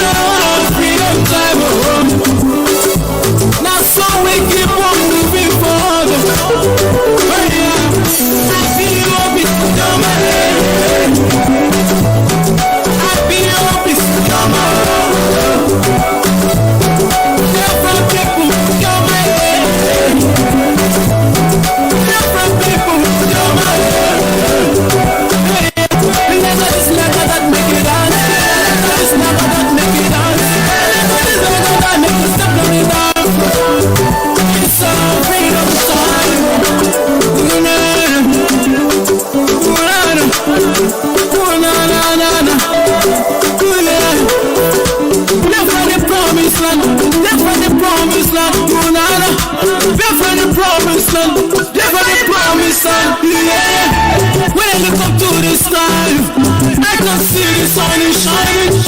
It's shining all over Biafra. We are the best. I give thanks to God for the blessings of my soul. Let's go to our freedom time. Freedom time. This is our freedom time. And we are going to call it our birthright. And now I can't stop us. The Friday promised land. Anywhere we gonna sow the blessings of the Lord, they follow us. Anywhere we gonna sow the blessings of the Lord, they follow us. Who no, we never hear go here. Say that from come. We are the best. We are the best now. We are the body one. We have come to our freedom time. Every day keep on praying to God. It's our freedom time. Now so we keep on moving forward. Oh yeah, I feel hope is coming. I feel hope is coming. Different people coming. Different people coming.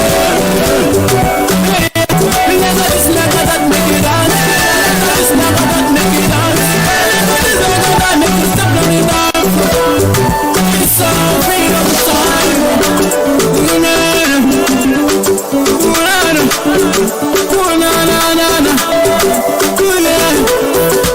Live for the promised land. Live for the promised land. Live for the promised land. Live for the promised land. Yeah. When I look up to the sky, I can see the sun is shining. It's shining all over Biafra. We are the best. I give thanks to God for the blessings of my soul. Let's go to our freedom time. Freedom time. Keep on praying to God. Praying to God. It's our freedom time. It's our freedom. So we keep on moving forward. Keep on running. I feel hope is coming. I feel hope is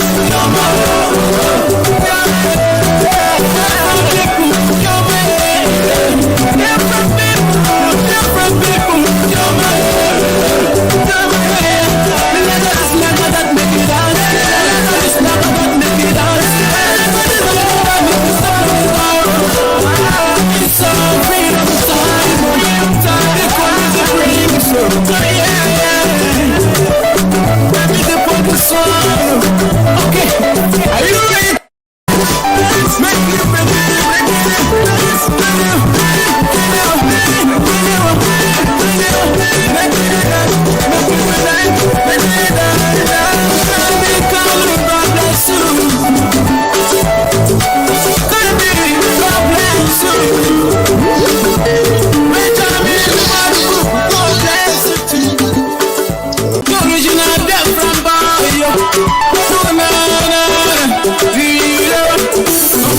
This is our freedom time, and we are going to call it our birthright. And now I can't stop us. The Friday promised land.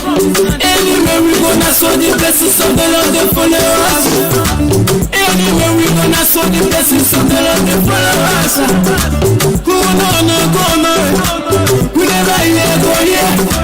Say that from come. We are the best. We are the best now. We are the body one. We have come to our freedom time. Every day keep on praying to God. It's our freedom time. Now so we keep on moving forward. Oh yeah, I feel hope is coming. I feel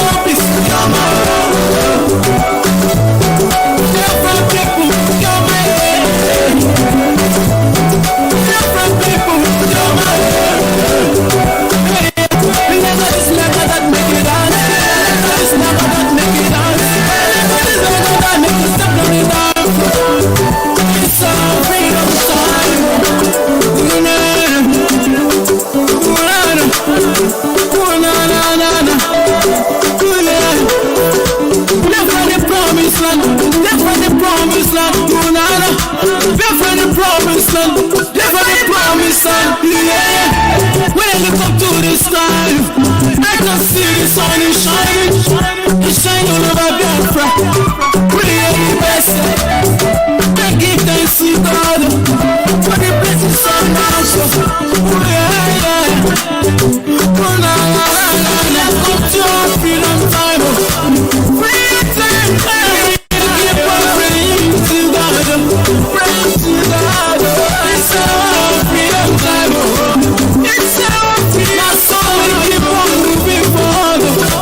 Keep on moving forward. It's your man. Happy.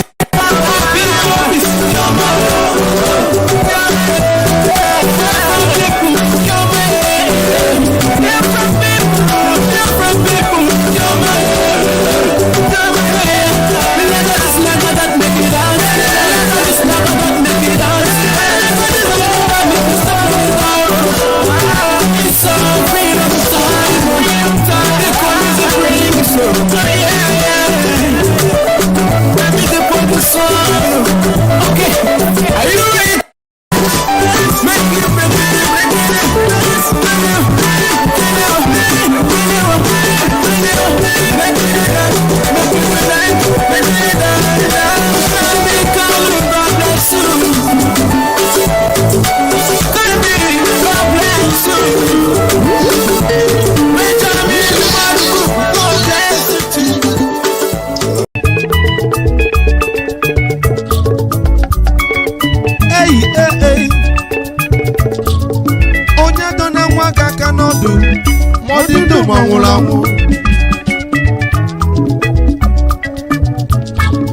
Eastern Security Network ọkwa ha nọrọ onwe ha ndị abịa eburu ọgụ wee bịaba ndị na-eche Biafra nche ọkwa ha nọrọ onwe ha ndị abịa eburu ọgụ wee bịaba mana ọ bụ gịnị ka anyị na-anụzi ndị amị ha nọ n'ọsọ ọ bụ gịnị ka anyị na-anụ ndị amị ha nọ n'ọsọ akwa onye ọbụla nọ n'ọsọ ndị amị ha nọ n'ọsọ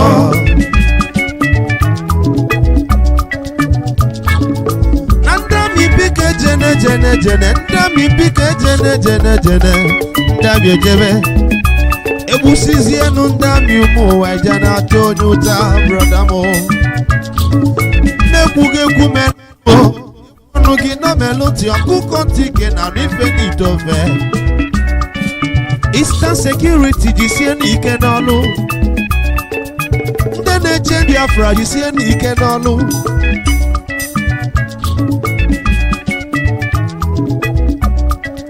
ife salụfame anyị enwe mmeri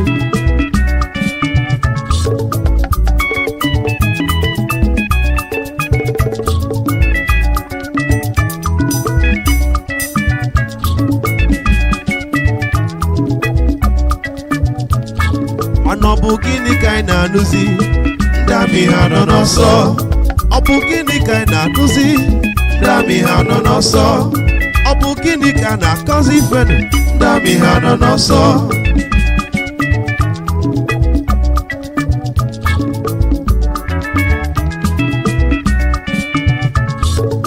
onye kpana nwa gị aka n'ọdụ onye kpana nwa gị aka n'ọdụ onye kpana nwa gị aka n'ọdụ ọ dị ndụ ma nwụrụ anwụ ọ bụ gịnị ka anyị na-anụzi ndị amị ha nọ n'ọsọ ọ bụ gịnị na-eme n'ọlụ ndị amị ha nọ n'ọsọ ọ bụ gịnị na-emenụ n'ime obodo ndị amị ha nọ n'ọsọ ọ bụ gịnị na-eme n'ọlụ ndị amị ha nọ n'ọsọ Chukwu okike abịa amaghị amama amasị amasị anyị ma na ịnọ n'ọlụ isi ike n'ọlụ ọma gị n'oge ikele anyị isi ike n'ọlụ ọma gị n'oge ikele anyị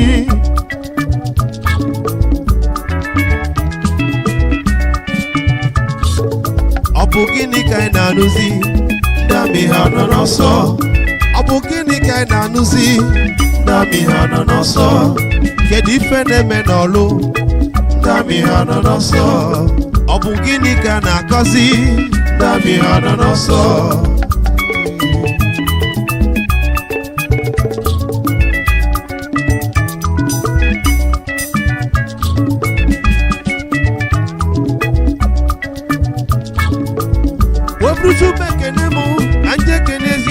Hamadike, Mazi Nnamdi Kanu.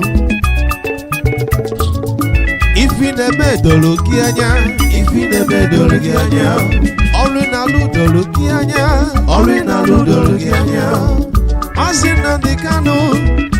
You say we can all over here, I'm so good at you. You see, can all over here, you will marry. You see, can all over here, if you never done your man.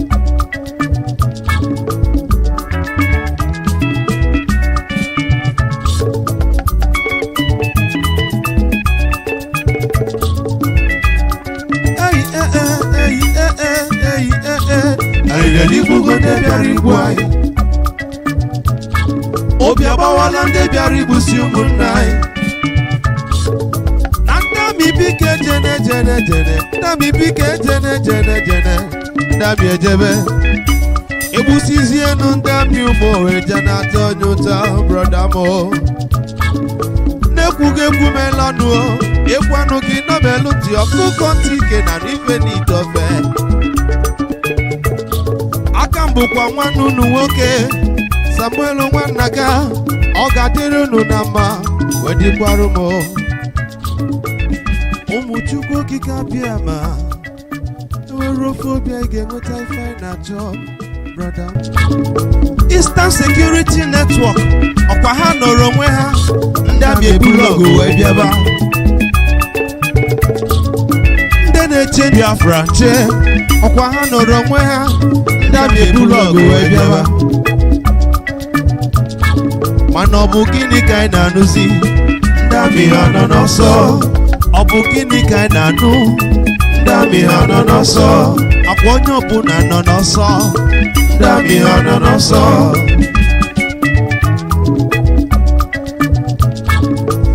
Ndami bike jene. Ndami bike jene. Ndami ejebe. Ebusizienu ndami umu wajana tonyuta brother mo. Nekuge kumelo Nugi na meloti Okukotike na rife ni dove.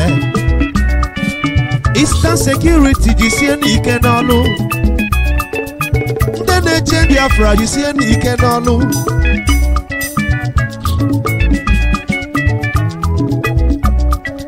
Ife salo fame anyi yewe meri.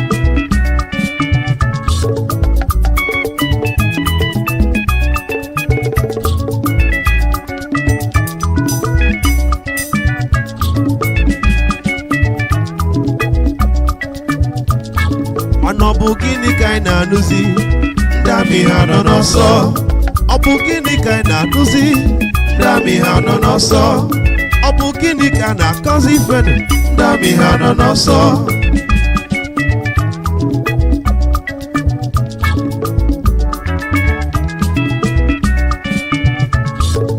Onye bana mwaga kanodu, onye bana mwaga kanodu, onye bana mwaga kanodu. Odindo mwangulangu. Obukini kai na nuzi, ndami hanonoso. Obukini neme nolu, ndami hanonoso.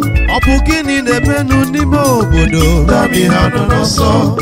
Obukini neme nolu, ndami hanonoso. Chukwu kike biama amama masi, ay mani nonolu. Isike nolo magie, no kikelai. Isike nolo magie, no kikelai.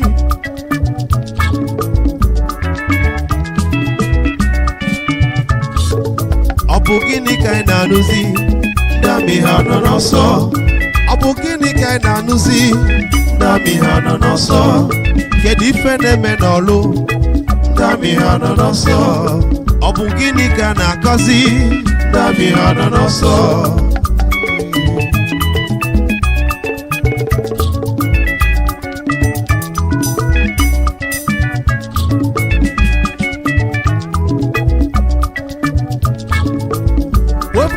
Kenemu, Anje Kenezio Hamadike, Mazi Nnamdi Kanu. If in the middle, Kianya, if in the middle, Kianya, ọrụ na-alụ doro gị anya ọrụ na-alụ doro gị anya Mazi Nnamdi Kanu isi ekwu ike n'ọlọma gị azụ gị n'azụ isi ike n'ọlọma gị ihe nwere isi ike n'ọlọma gị ifi na-eme dị anyị ma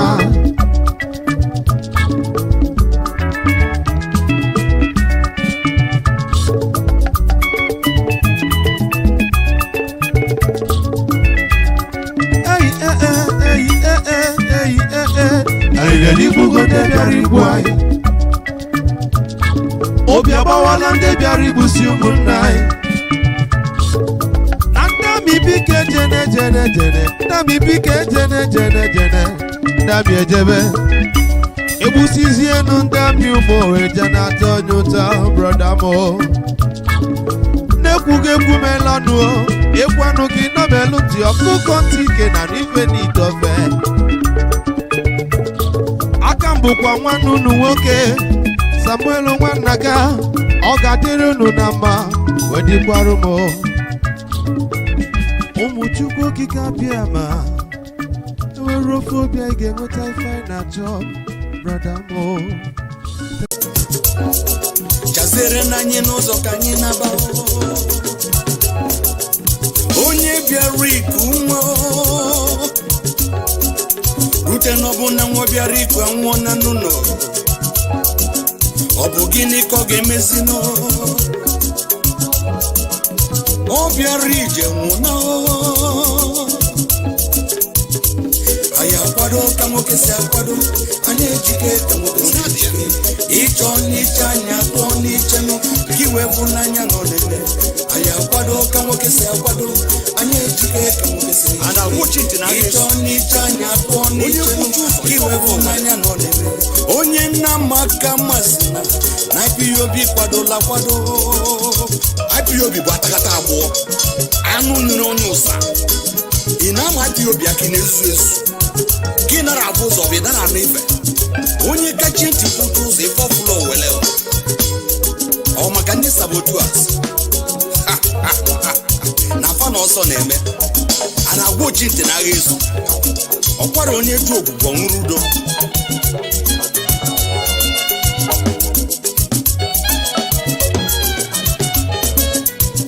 iso security network apatago na Fulani nọ n'ọsọ ndị sabotu nọ n'ọsọ ndị ọha na eze nọ n'ọsọ ndị gwegwanụ na nye bụ n'ụkwụ ka anyị malife anyị na-eme n'ụlọ unu sacha onye Chukwu tele mmanụ ha Mazi Nnamdi Kanu amadike gaba n'iru na anyị kwụghị n'azụ anyị akwado ka nwoke si akwado anyị ejike ka nwoke si ejike ịchọ n'iche anyị atọ n'iche nụ gị wee bụ n'anya nọ n'ebe anyị akwado ka nwoke si akwado anyị ejike ka nwoke si ejike ịchọ n'iche anyị atọ n'iche nụ gị wee bụ n'anya nọ n'ebe onye nna maka masị na IPOB kwadola kwado all falling angels na ama aka ndị si na IPOB wee dapụ wee che na fa ga-emeki wave mgbe ha pụtaziri bụzie na ụzọ adụrụ ha si agafe IPOB kpuchisiri ebe niile ha wee tọnụzie to sabotuas ka ESN nwetakwa ụnụ mụ na-agwa ụnụ na IPOB na all over the world che na gịnị ka anyị na-eme ofesi ka anyị gbara bịanụ bịa gafere ka anyị fụnụ before the meeting ọhamadike agwaga ya ebe anyị ga-anọ wee chebiri ụnụ anyị gawa na Facebook and Twitter n'ebe a ka unu si abịa anyị wee gazi ebe a bịa fọmụọ Biafra Media Warriors wee chebiri ụnụ ite isi na Facebook jikọgheri IPOB asịkwa gị Mazi Nnamdi Kanu asịkwa gị Simon Ekpa nweta gị ịma na gị na-eme agwụna ka ị maka Peters na redio Biafra ọ tupe chapta gị ọ laa gị n'iyi ka ị maka Sista Omote Biafra ewerezi broken gbarie gị ya ebe ọ ga-aba gị ntị ọfụma denike gị uru agụ Emmanuel Chibuzo egwu atụ etiri gị burial announcement anyị adọ na Facebook wee kwa gị live iwee bụ n'anya kwete na ọ na-eme Governor Srapo no Biafra Kano na Fanabago. Gezevono na kuchizili no. Nzowu Enyimba, Zowo Pakwanso Enyimba, Nzowu Enyimba, Zowo Sanusi Enyimba, Nzowu Enyimba, Zowo Tinubu Enyimba, Nzowu Enyimba, Zowo Amechi Enyimba, Nzowu Enyimba, Rocha Sokorota Enyimba, Zowo ya Enyimba, Nzowu Enyimba, Nzowu Enyimba, Oju Sokalo Enyimba, Zowo ya Enyimba, Zowo Boko Haram Enyimba, Nzowu Enyimba, Owazurike Enyimba, Zowo ya Enyimba, Zowo ha Awusa Fulani Enyimba, Zowo ha Enyimba, Nzowu Enyimba, Nzowu Enyimba, Oleme Una Wanem Tera Abirego Ifajuna Rani Ewo Una Wanem Tera Wane Kutanu Zore Wane Kanyi Tiwa Osamina Maro Chuku Tiwa Zowa Zona Kanyi Tiwa Osamina Maro Chuku Tiwa Zowa Zona Anyị ga-etigbu ụsa ịna marụ Chukwu ile kwege na Chukwu amakweze. Anyị ga-azọda ha n'ala wekọ ha ọbọlịsị. And then we know that one with God is with majority. If God be with us, who can be against us? Onye Chukwu dị mmasị n'azụ enweghị atụ ya Onye Chukwu okike kwụ n'azụ enweghị atụ ya Director Nnamdi Kanu Chukwu abịa ma ọbụghị n'azụ. Indigenous people of Biafra Chukwu abịa ma so n'azụ I can hear the Lord saying, do not be afraid of your enemies. The Boko Haram you see today, you shall see them no more. Hausa Fulani jihadists, you shall see them no more. Says the Lord Almighty, I am with you. We must get to the promised land. The promised land is called Biafra, the land of rising sun. Obodo Chukwu gọziri agọzi, obodo Chukwu chọrọ mma, obodo Chukwu mere eze. Anyị tigbuo Awụsa dị n'amarụ Chukwu, tigbuo ha zọgbuo ha tona ha. Ka anyị tigbuo Awụsa dị n'amarụ Chukwu, tigbuo ha zọgbuo ha tona ha. Ka anyị tigbuo Awụsa dị n'amarụ Chukwu, tigbuo ha zọgbuo ha tona ha.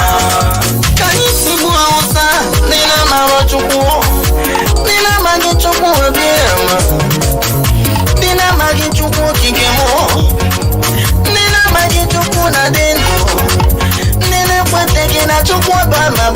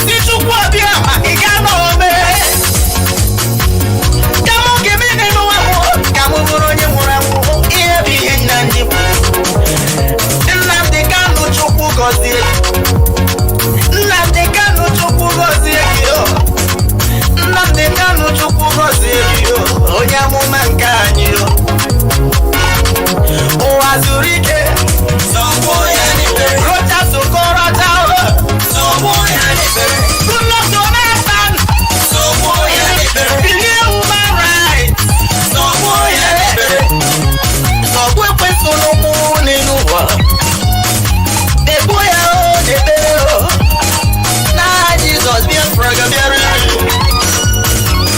Na Chukwa Bia, Onya Bonasina be a fraga Ewo Wanem, Soboya Nipere, Oya Kaje, Nzobu, Nzobu, Nzobu, Nzobu, Nzobu Buhari, Nzobu, Nzobu Sanusi, Nzobu, Nzobu, Nzobu, Nzobu,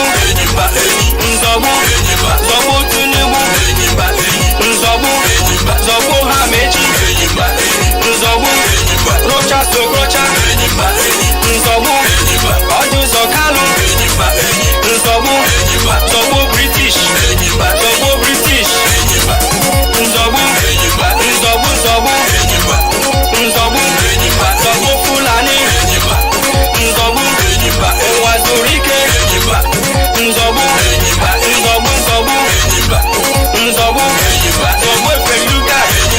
We are soldiers, soldiers of Biafra. In the name of Chukwuabiama, we shall conquer. We are soldiers, soldiers of Biafra. In the name of Chukwuabiama, we shall conquer. We are soldiers, soldiers of Biafra. In the name of Chukwuabiama, we shall conquer. We are soldiers, soldiers of Biafra. In the name of Chukwuabiama, we shall conquer. We are soldiers, soldiers of Biafra. In the name of Chukwuabiama, we shall conquer. We are soldiers, soldiers of Biafra. In the name of Chukwuabiama, we shall conquer. We are soldiers, soldiers of Biafra. In the name of Chukwuabiama, we shall conquer. We are soldiers fighting for freedom. In the name of Chukwuabiama, we shall conquer. We are fighting for our motherland. By the grace of Chukwuabiama, we shall conquer. We are soldiers fighting for our rights. In the name of Chukwuabiama, we shall conquer. We are soldiers, soldiers of Biafra. In the name of Chukwuabiama, we shall conquer. We are soldiers, soldiers of Biafra. In the name of Chukwuabiama, we shall conquer. Come to Nanujo, Wago and Area. Ihamumuru or Ritogologo. Unyo Tabiara Bianesia, we walk on Okolu with you. Heroes fight like Biafra soldiers. Here, Bunyo Tamule. We are soldiers, soldiers of Biafra. In the name of Chukwuabiama, we shall conquer. We are soldiers, soldiers of Biafra. In the name of Chukwuabiama, we shall conquer. We are soldiers, soldiers of Biafra. In the name of Chukwuabiama, we shall conquer. We are marching to our motherland. In the name of Chukwuabiama, we shall conquer. We are soldiers, soldiers of Biafra. In the name of Chukwuabiama, we shall conquer. I say the land of the rising sun belongs to our fathers. In the name of Chukwuabiama, we shall take it by force. I say we are soldiers, soldiers of Biafra. In the name of Chukwuabiama, we shall conquer. I say hallelujah, hallelujah, hallelujah, Biafra, hallelujah, hallelujah. People, in the name of Chukwuabiama, we shall conquer. Oh yeah, we are soldiers, soldiers of Biafra. In the name of Chukwuabiama, we shall conquer. We are soldiers from the rising sun. In the name of Chukwuabiama, we shall conquer. We are soldiers, soldiers of Biafra. In the name of Chukwuabiama, we shall conquer. When we come, the glory to our day. In the name of Chukwuabiama, we are fearless. I say we are soldiers, soldiers of Biafra. In the name of Chukwuabiama, we shall conquer.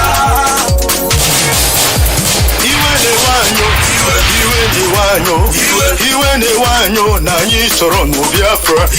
Iwe ne-wanyo, iwe ne-wanyo, iwe ne-wuno na anyị chọrọ chọrọ no Biafra ụmụ Biafra iwe na-ewu ụlọ iwe na-ewe anyị na anyị chọrọ obodo anyị Anambra steeti iwe na-ewu ụlọ Enugu steeti iwe na-ewu ụlọ iwe na-ewu ụlọ iwe na-ewe anyị na anyị chọrọ obodo anyị Abia steeti Rivers steeti Ebonyi steeti na anyị chọrọ obodo anyị ebe ka unu si Biafra ebe ka unu si Biafra gai mara ku Biafra gawe boso gabiri agai mara ku Biafra gawe boso gabiri Biafra is my home